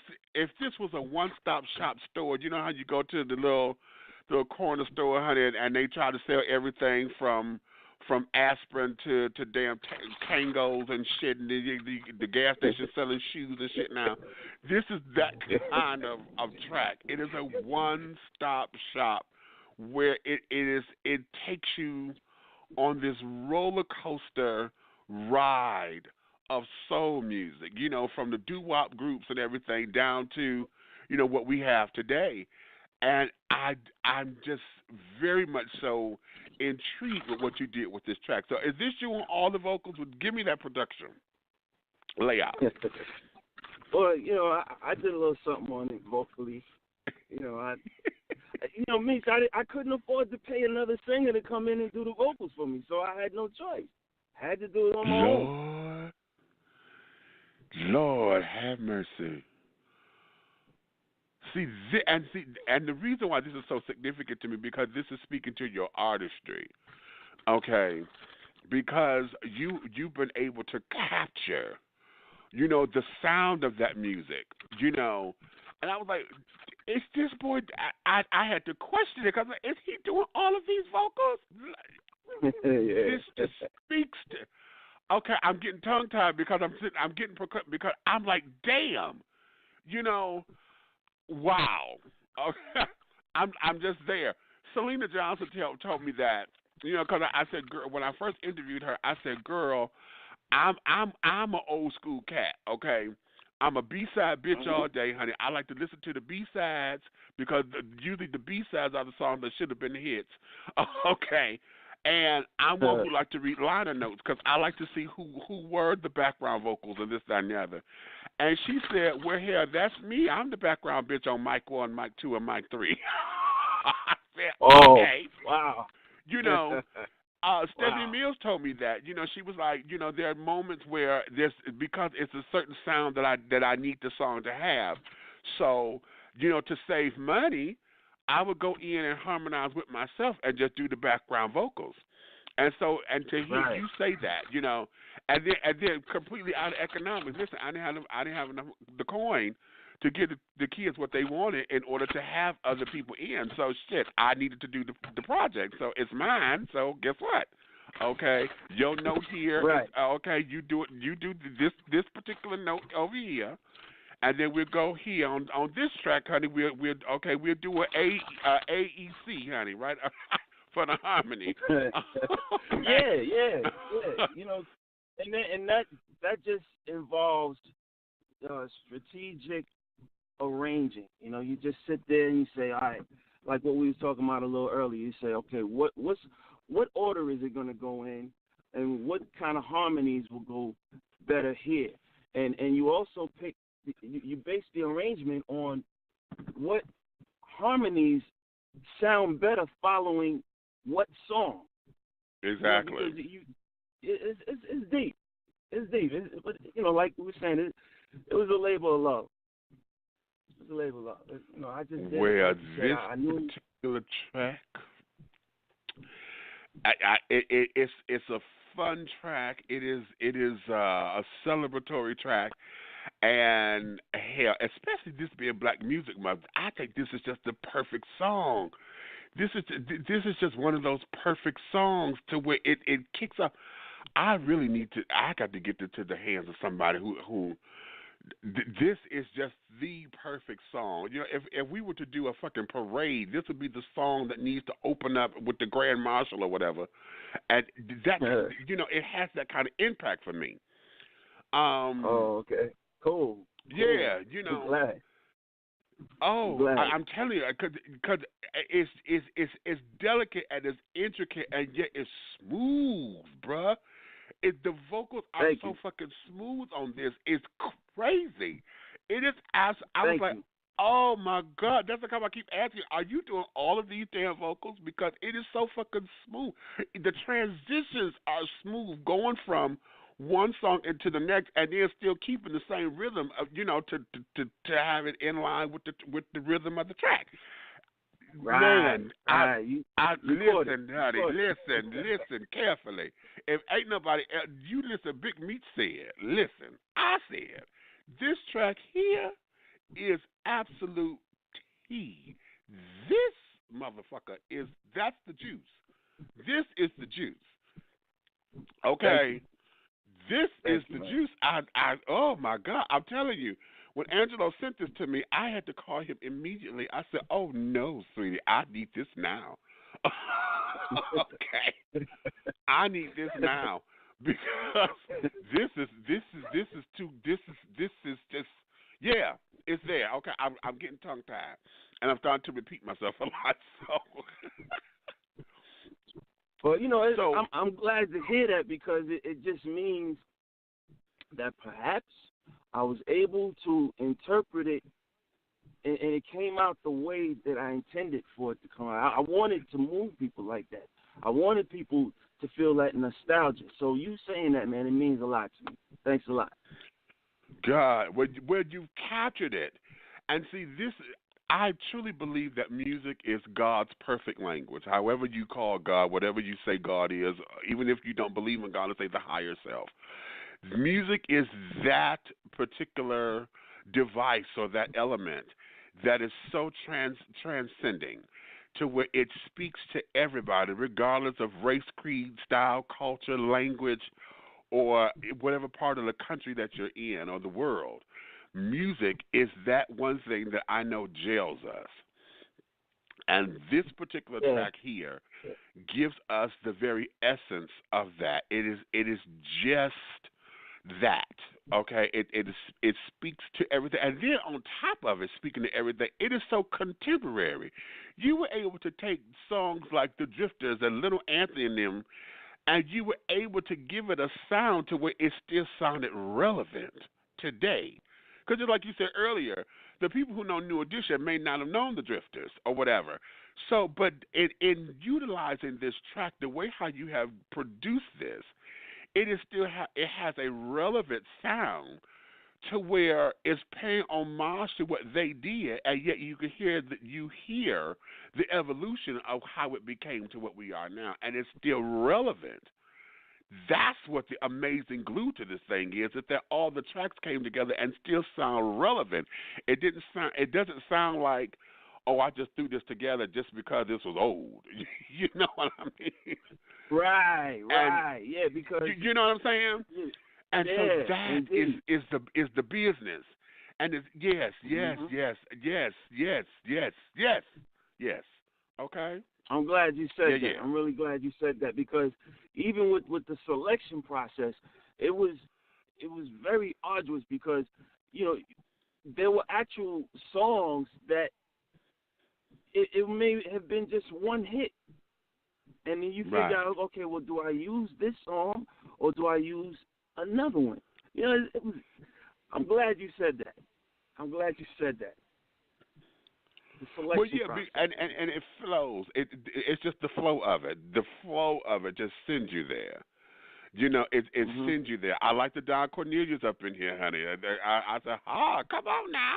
You know, and all of those because it just. If we were to take something and put into a time capsule, and I think you have just done that musically, in this one track, you have given us this whole open up a time capsule and let's hear what this was or what life was at this particular time. You know what I'm saying? This one track, 1,000 years from today, if somebody were to play this track, it would sit down there and tell the story of what music has evolved into at this particular time, and you able to capture that with this one track.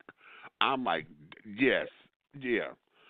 So I appreciate that, and it started out that way. It started out just trying to capture that the essence of the music for those time periods right now. It started out that way, but when I did all of that investigating and I learned about this, like what's been happening with black music in this country, that just made me incorporate all the other elements, including radio and the disc jockeys. So it's like the project overall, that's why I was saying it evolved into this like musical documentary kind of thing. Because now instead of just talking about those great groups that we had, I started talking about radio and explaining it. Like, okay, how come we don't have a black version of WCBS that primarily plays these artists that we know nothing of today? You know, and so I looked into it, and then I started learning that, hey, we don't have black radio anymore. And then I wanted to know why. You know what? And that is becoming, you know, a whole big to-do because we have, okay, let's take artists who we're calling old school artists now. You take an Aretha, a Patti LaBelle, a Gladys Knight, a James Ingram, Jeffrey Osborne, a Luther Vandross, and Stephanie Mills. You know, you take that group of people, okay? Now, it's hard for them to get radio play. They don't get radio play anymore. You know what I'm saying? And even though we're considering them legends and you know, the architect of R&B and this, that, and the other, they do not get radio play. They got albums and singles and then dropped off singles and carrying on that does not get to play. Back, you know, I'm so glad that you said that you were doing an investigation on radio, because back in the day, that was what it was. You know, the disc jockeys was the thing. You know, this is Motor Mouth, and you know, hey, I'm Tiger Day, and I'm from Detroit, so you know, Detroit, we was up on the radio. You know, and having to come out of that whole Motown era when Motown created a new sound for the wave, you know, for generations and things. The whole idea was to have that hipster radio personality that was able to do its thing. Coming out of Detroit, one of the cats, Mojo used to sit down there. When he stood there and said, the mothership has landed, baby, when I tell you, this man would sit down here and do just incredible things with this radio and introduced us to sounds that we didn't know about or hadn't heard of. And another B-side bitch, like I say, honey, you know, he was willing to take a chance on music and play whole albums and carry it on so that you heard the entire catalog of somebody and not just a single that everybody was trying to push. You know, he got it out there, and, you know, and we don't have that now. So, you know, here's the question for you. Because you said the word documentary. So out of this particular project, because this is an EP, right, that this is on. This is a single now, but is this a whole EP project? What's your goal with this now? Because I like that documentary angle, and you're already good with producing these videos. If you tell me you finna go do this documentary, I'm about to holler. Well, the CD is an audible documentary. That the way I put it together, it's a documentary right there in itself. Now, visually, it won't be a documentary in the traditional sense, but there are two other videos in particular that are coming from this release. And you know how you heard group hugs? There's another version. Well, not another version, but there's H.U.G.S, the H.U.G.S idea, where the H.U.G.S acronym becomes Honoring Unforgettable Givers of Soul, and the title is RIP, for radio's incomparable personalities, where we pay homage to all of the great DJs that gave us all that good soul music dating back to the 1940s on up to now. There's a video coming out this month during Black Music Month, and then there's another video called Pretext. That's what I'm looking for. Yeah, that video, it's gonna be pretty interesting. I'd say it's gonna be pretty interesting, man. I'm waiting on pins and needles because I know that when I read the write-up, it's like, okay, you're gonna do this once a week. There's something coming out, and I'm like, okay, did I miss something? Because I'm sitting up here looking for all these. I'm like, where is it? Where is it? Because I wanted to see what is coming next, because this is how strong this track has moved me.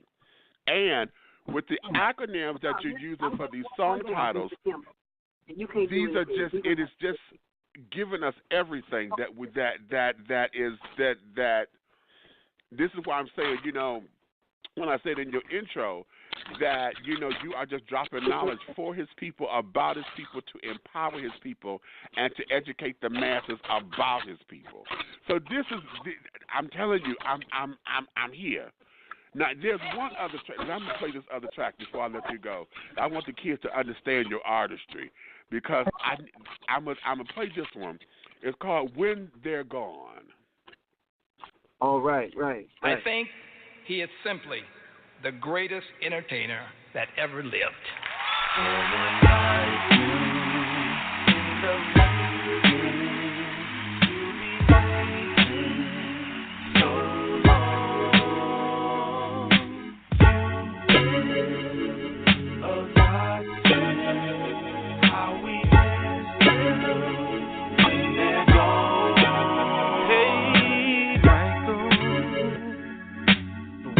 Never seen one do it like you.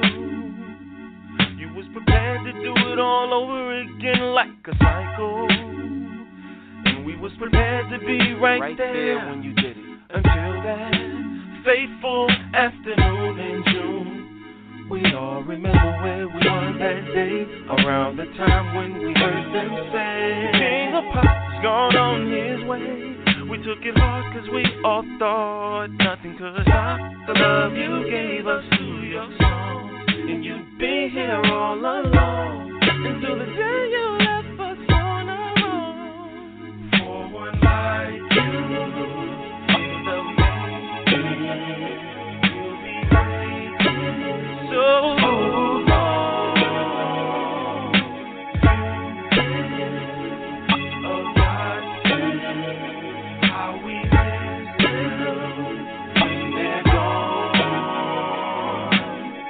Amazing how we miss them when they're gone, and how we only cherish them when they're gone.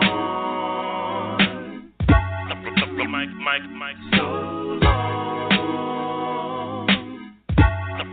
Mike, so long. They say the thriller's gone and he's no longer with us. It's so damn prolific, all the words of Bill Withers. Cause ain't no sunshine now that my man's gone, and ain't no moonwalk slick as the gloved ones. Your stars shine bright, though it came at a cost. Most can't imagine the childhood that you lost, but still you managed to become the king of pop ambi, the poster boy for talent combined with business savvy. And although you stopped, your fans never got enough. We rocked with you through Listen when your times got rough. We never believed when media was trying to sell us, and neither did we what that little kid was trying to tell us. Now, despite the revelations from that liar's own mouth, the ones with an agenda still attempt to cast doubt. But never mind them bastards, we ain't concerned with them. We still get on the floor once they bump you in the system. 40 years of love, you held it down in the clutch. It's so many lives that you touched, and that's the reason that we love you so much. This song goes up to you, one glove, one love. Nobody did it like Mike. Nobody did it like Mike.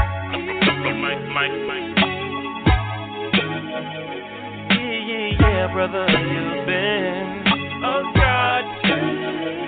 How we live. Don't we miss them when they're gone? If you love someone, don't wait until when they're gone. It'll be too late to tell them they're gone. And like Mike, they could be gone too soon. Mike,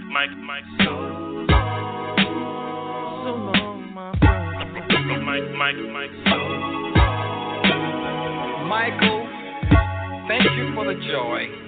Thank you for the love. You will live in my heart forever.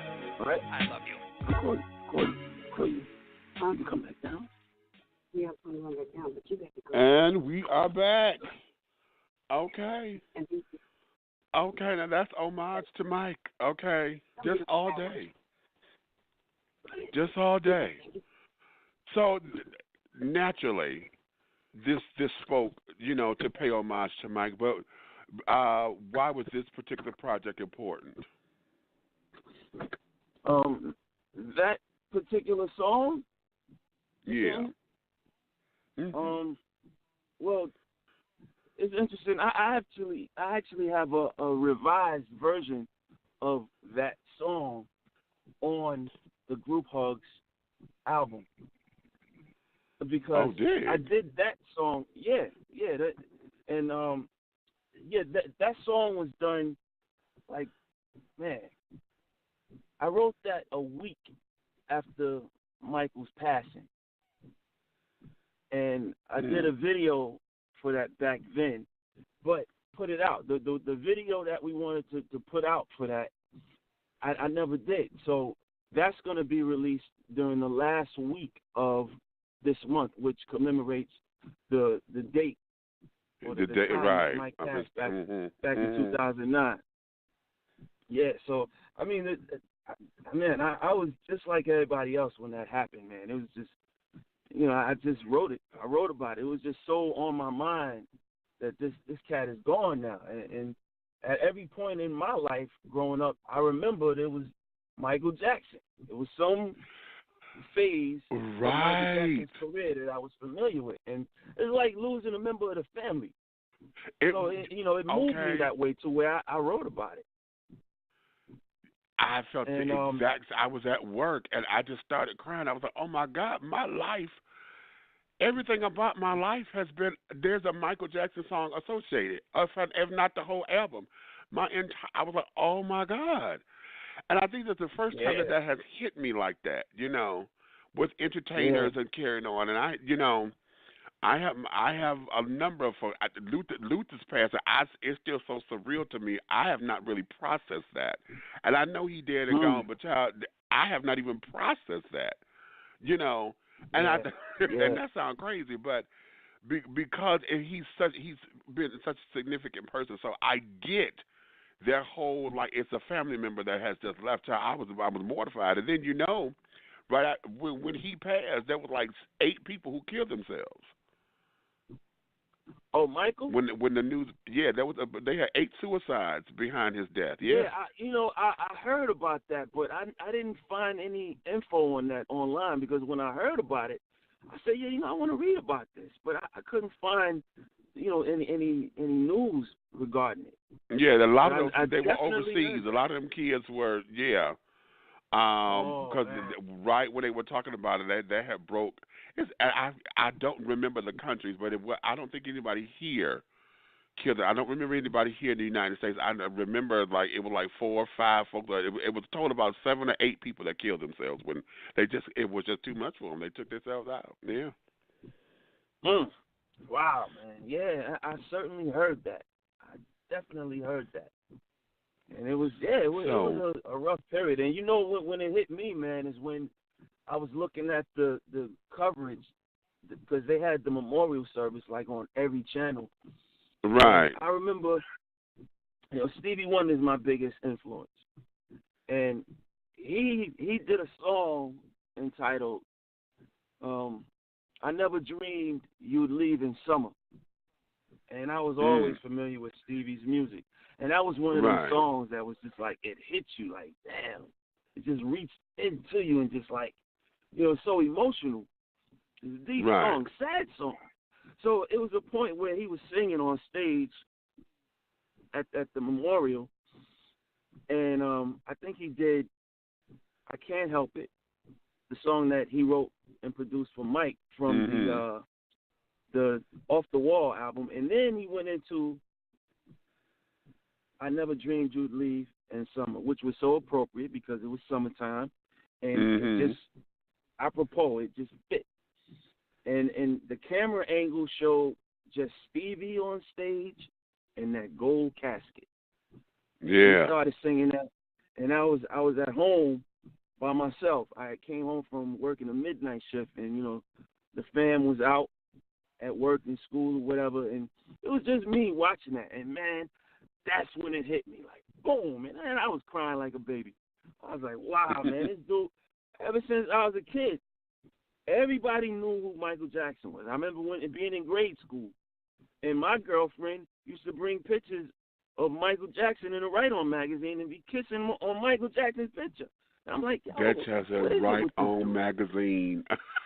Yeah.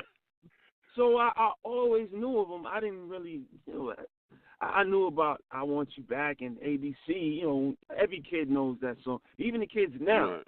But I didn't really get it until I got a little older and I started really getting into like music, and I got my little boom box, or not boom box, a little tape recorder, and like Shake Your Body Down to the Ground came out, and Don't Stop. That's when I was like, yo, this dude is bad. Now I see why everybody's flipping over him. And so every phase of my life there was always Mike. So when he died, it was so on my mind that I just wrote that whole joint out. And the underlying music to that version was produced by DJ Premier. There was a song entitled "Eulogy" from his the Owners album by Gangstar that he produced. And I remember meeting up with him and telling him, hey man, I want to use this track to do something with it. He was like, all right, cool, man, But he didn't know what I was going to do because, Preem is a hip-hop dude, And I produced it, and I was anxious to get it back to him so he could check it out. I haven't been able to get back to him, but it's ready to show him now. And then the revised version that's on the album is just completely flipped. It's, you'll see. All right. Well, here, let's get the folks to know where they can find you, where they can get your music, what you're playing now, right here, right now. Give everybody all of the information on how to get to you.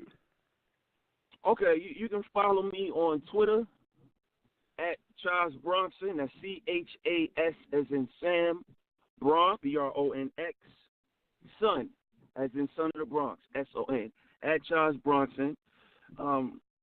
You can follow me on Instagram at M.O.U.N Records. That's like a pictures mound without the D. M.O.U.N Records on Instagram.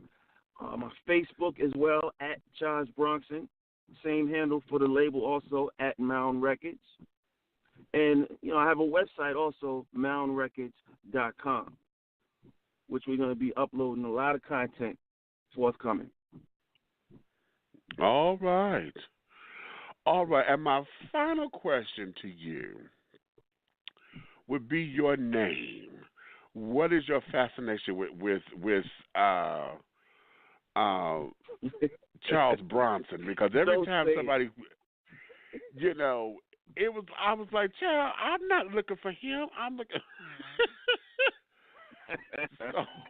Yeah. I knew you was gonna say Charles Bronson. He said your fascination with him. Yeah, what it is, it's just a play on the name because I come up in the time where you had a stage moniker, you had something different, and I didn't want to be Charles Ski or MC Bronx T. I didn't want to do none of that. I just wanted to do something different and just. And so Charles, I was Prince Charles of New York at one time, but that's between me and you, right? But then I said, what other name? Charles. And I said, all right, Charles Bronson. But then it hit me, oh man, I could play on that. I'm from the Bronx. And I can say I'm a son of the Bronx. So that's when that was the birth of Charles Bronson. And I make it easy for you by eliminating all of the letters in Charles, where you could just abbreviate it. C-H-A-S, Bronx son. Instead of Bronson, it's son of the Bronx. Right. And so I got the name trademark, and it's me. So if you see any other Bronxson out there, it's not authentic unless you see me. Oh. Okay. No, because there's a song I call Uncle Bronxson that I found. I was like, who is this? Anyway. Right. I know what you're talking about.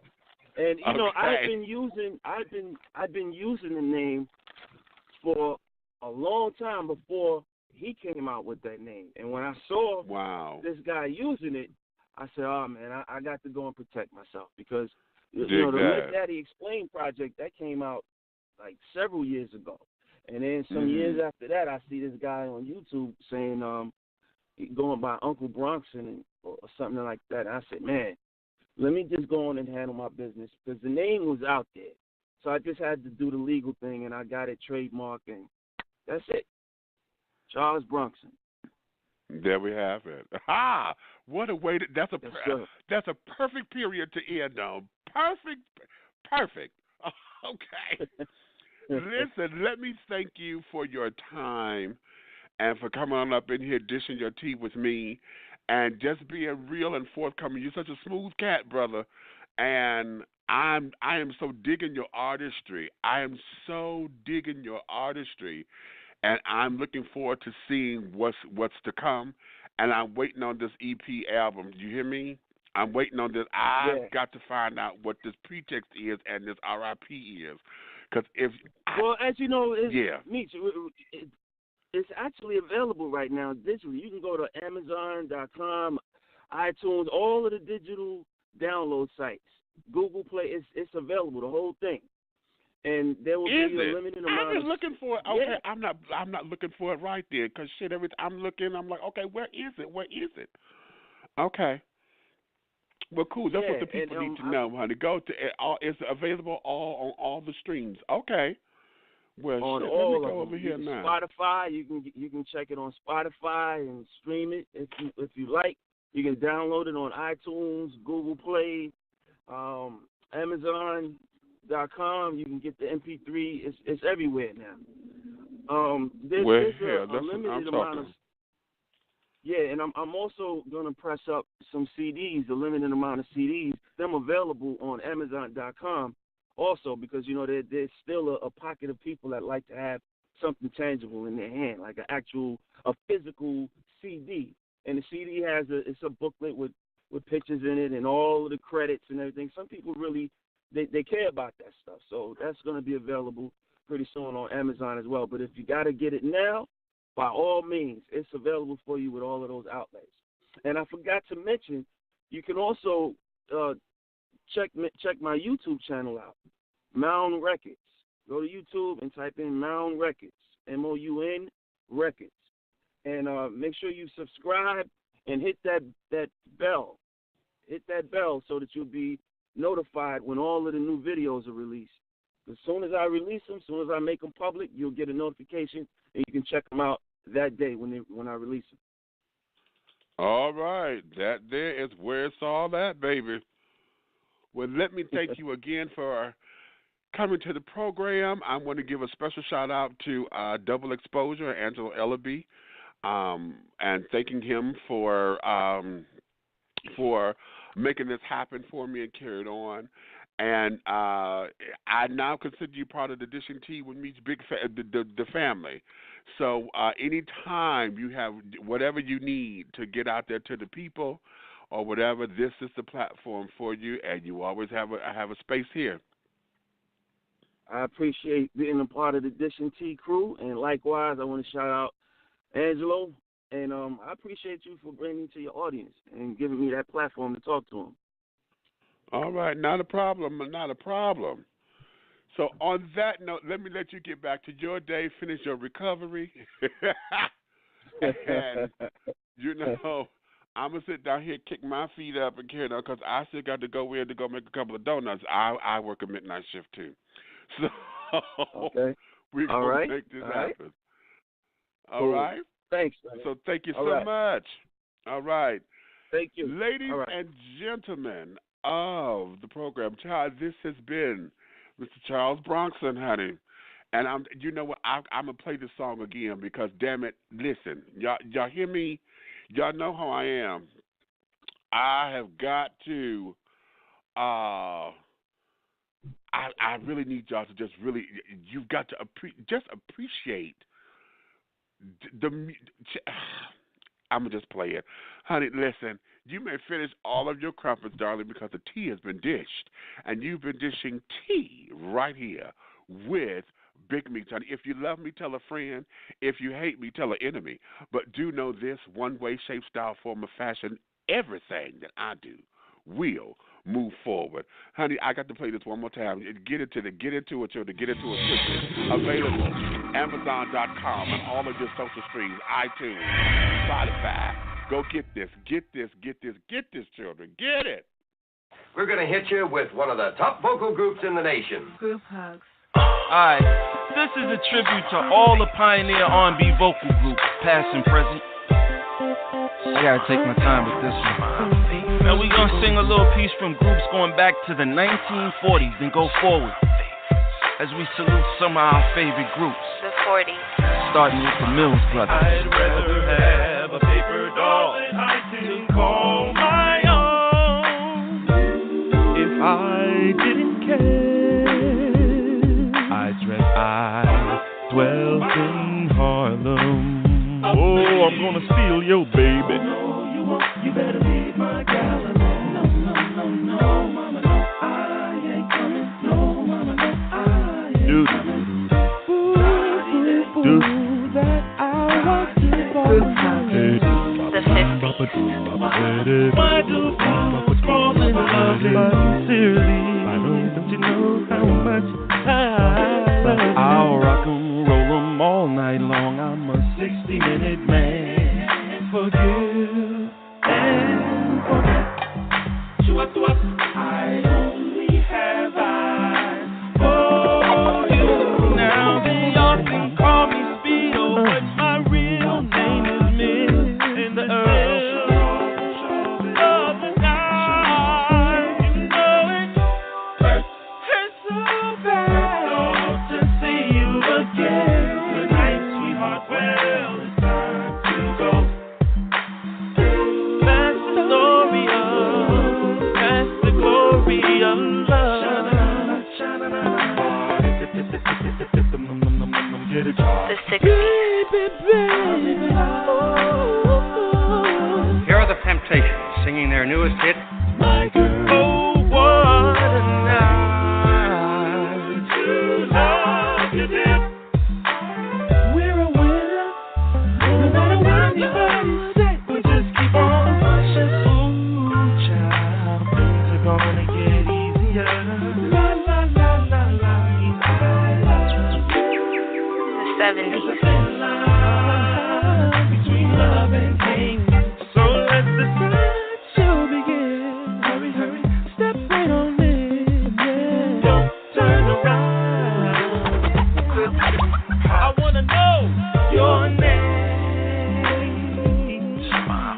Oh, I see her face everywhere I go. Have you seen her? Have you seen her? I wanna go outside. In the rain. Ashamed mean it is the way you break the hearts of every man you see. I got all the love. Everybody plays a fool sometimes. Little girl, please stop your crying. Bet you by golly, while you're the one that I've been waiting for. I wish that I could talk to you, baby, so that I can let you know.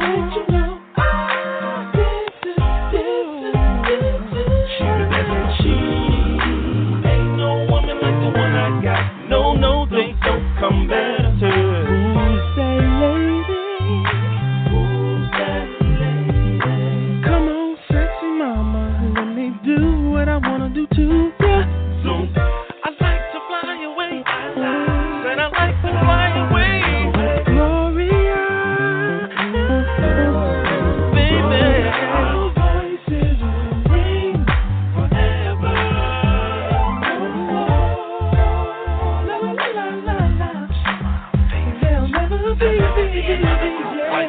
That's why we honor you, groups of soul. Mind-blowing incision. Wake up, everybody, no more sleeping in bed. I do love you. He's leaving on the midnight train. No matter what I can't fight your love. You're my darling, darling baby. My sweet and tender love. Who done it? Who done it?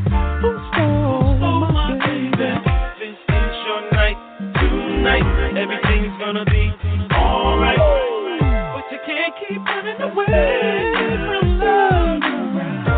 There's no me without you. The 80s. And the beat goes on, and I love it. You can't keep running in and out of my life. Walking down the street, watching ladies go by. Let me love you in the sunshine. A little bit of love is all it takes. A little bit of love, let me love you down. You know it's got to be so right. Oh, I let my baby feel. Shoot 'em up movies, yeah. I am not your Casanova. Oh, it's like cat and dad.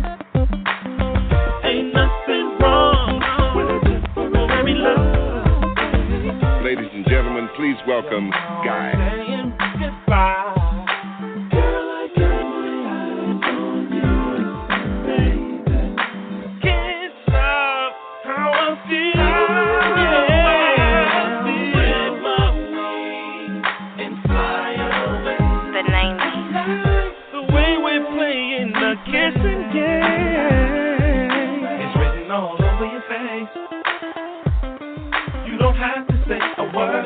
Pretty brown eyes, you know I'm breaking my heart. Yeah, keeping my composure, keeping my composure. Forever, my lady. Oh, yeah. It's like a dream. Here we go. Here's a little something that you should know. I got a thing for you, baby.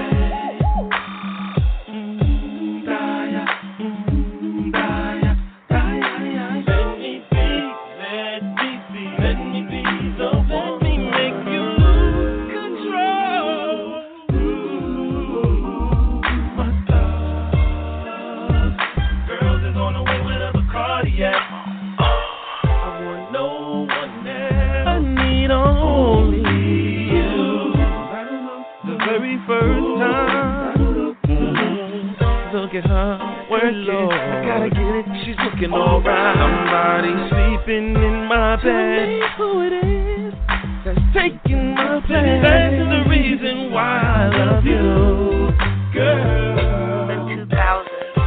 H.U.G.S, honoring unforgettable groups of soul for what y'all have done. To those that have passed away or no longer performing for whatever reason, we want y'all to know that whether it's a reunion concert or in the afterlife, when we get there, we can't wait to see you again. Wherever y'all do it, you know we all going to see you again. I want to see the Temptations. We need more vocal groups, man. Just one group carrying the torch is mindless behavior. We need more. Capricorn. And my name is Charles. Stereo in Let's take it back. Where you hear it. The photography, platinum, dripping, coaster artistic, famous flame life, Ben Richard, the Apollo President, the Tim Reed, Newberg, Soldier, the Independent, the Content, the Roach, Lost, the brightest side of dark horse, the Ebony, the dynamic. It's always a pleasure to hear you again. Immature, broken, something for the people. Get to Old Navy for a deal you won't want to miss. 2 days only, tomorrow and Sunday, get boys and girls polos for just $3. Yep, boys and girls polos, just $3 at Old Navy and OldNavy.com. Valid 7/14 to 7/15. Select styles, limit 5.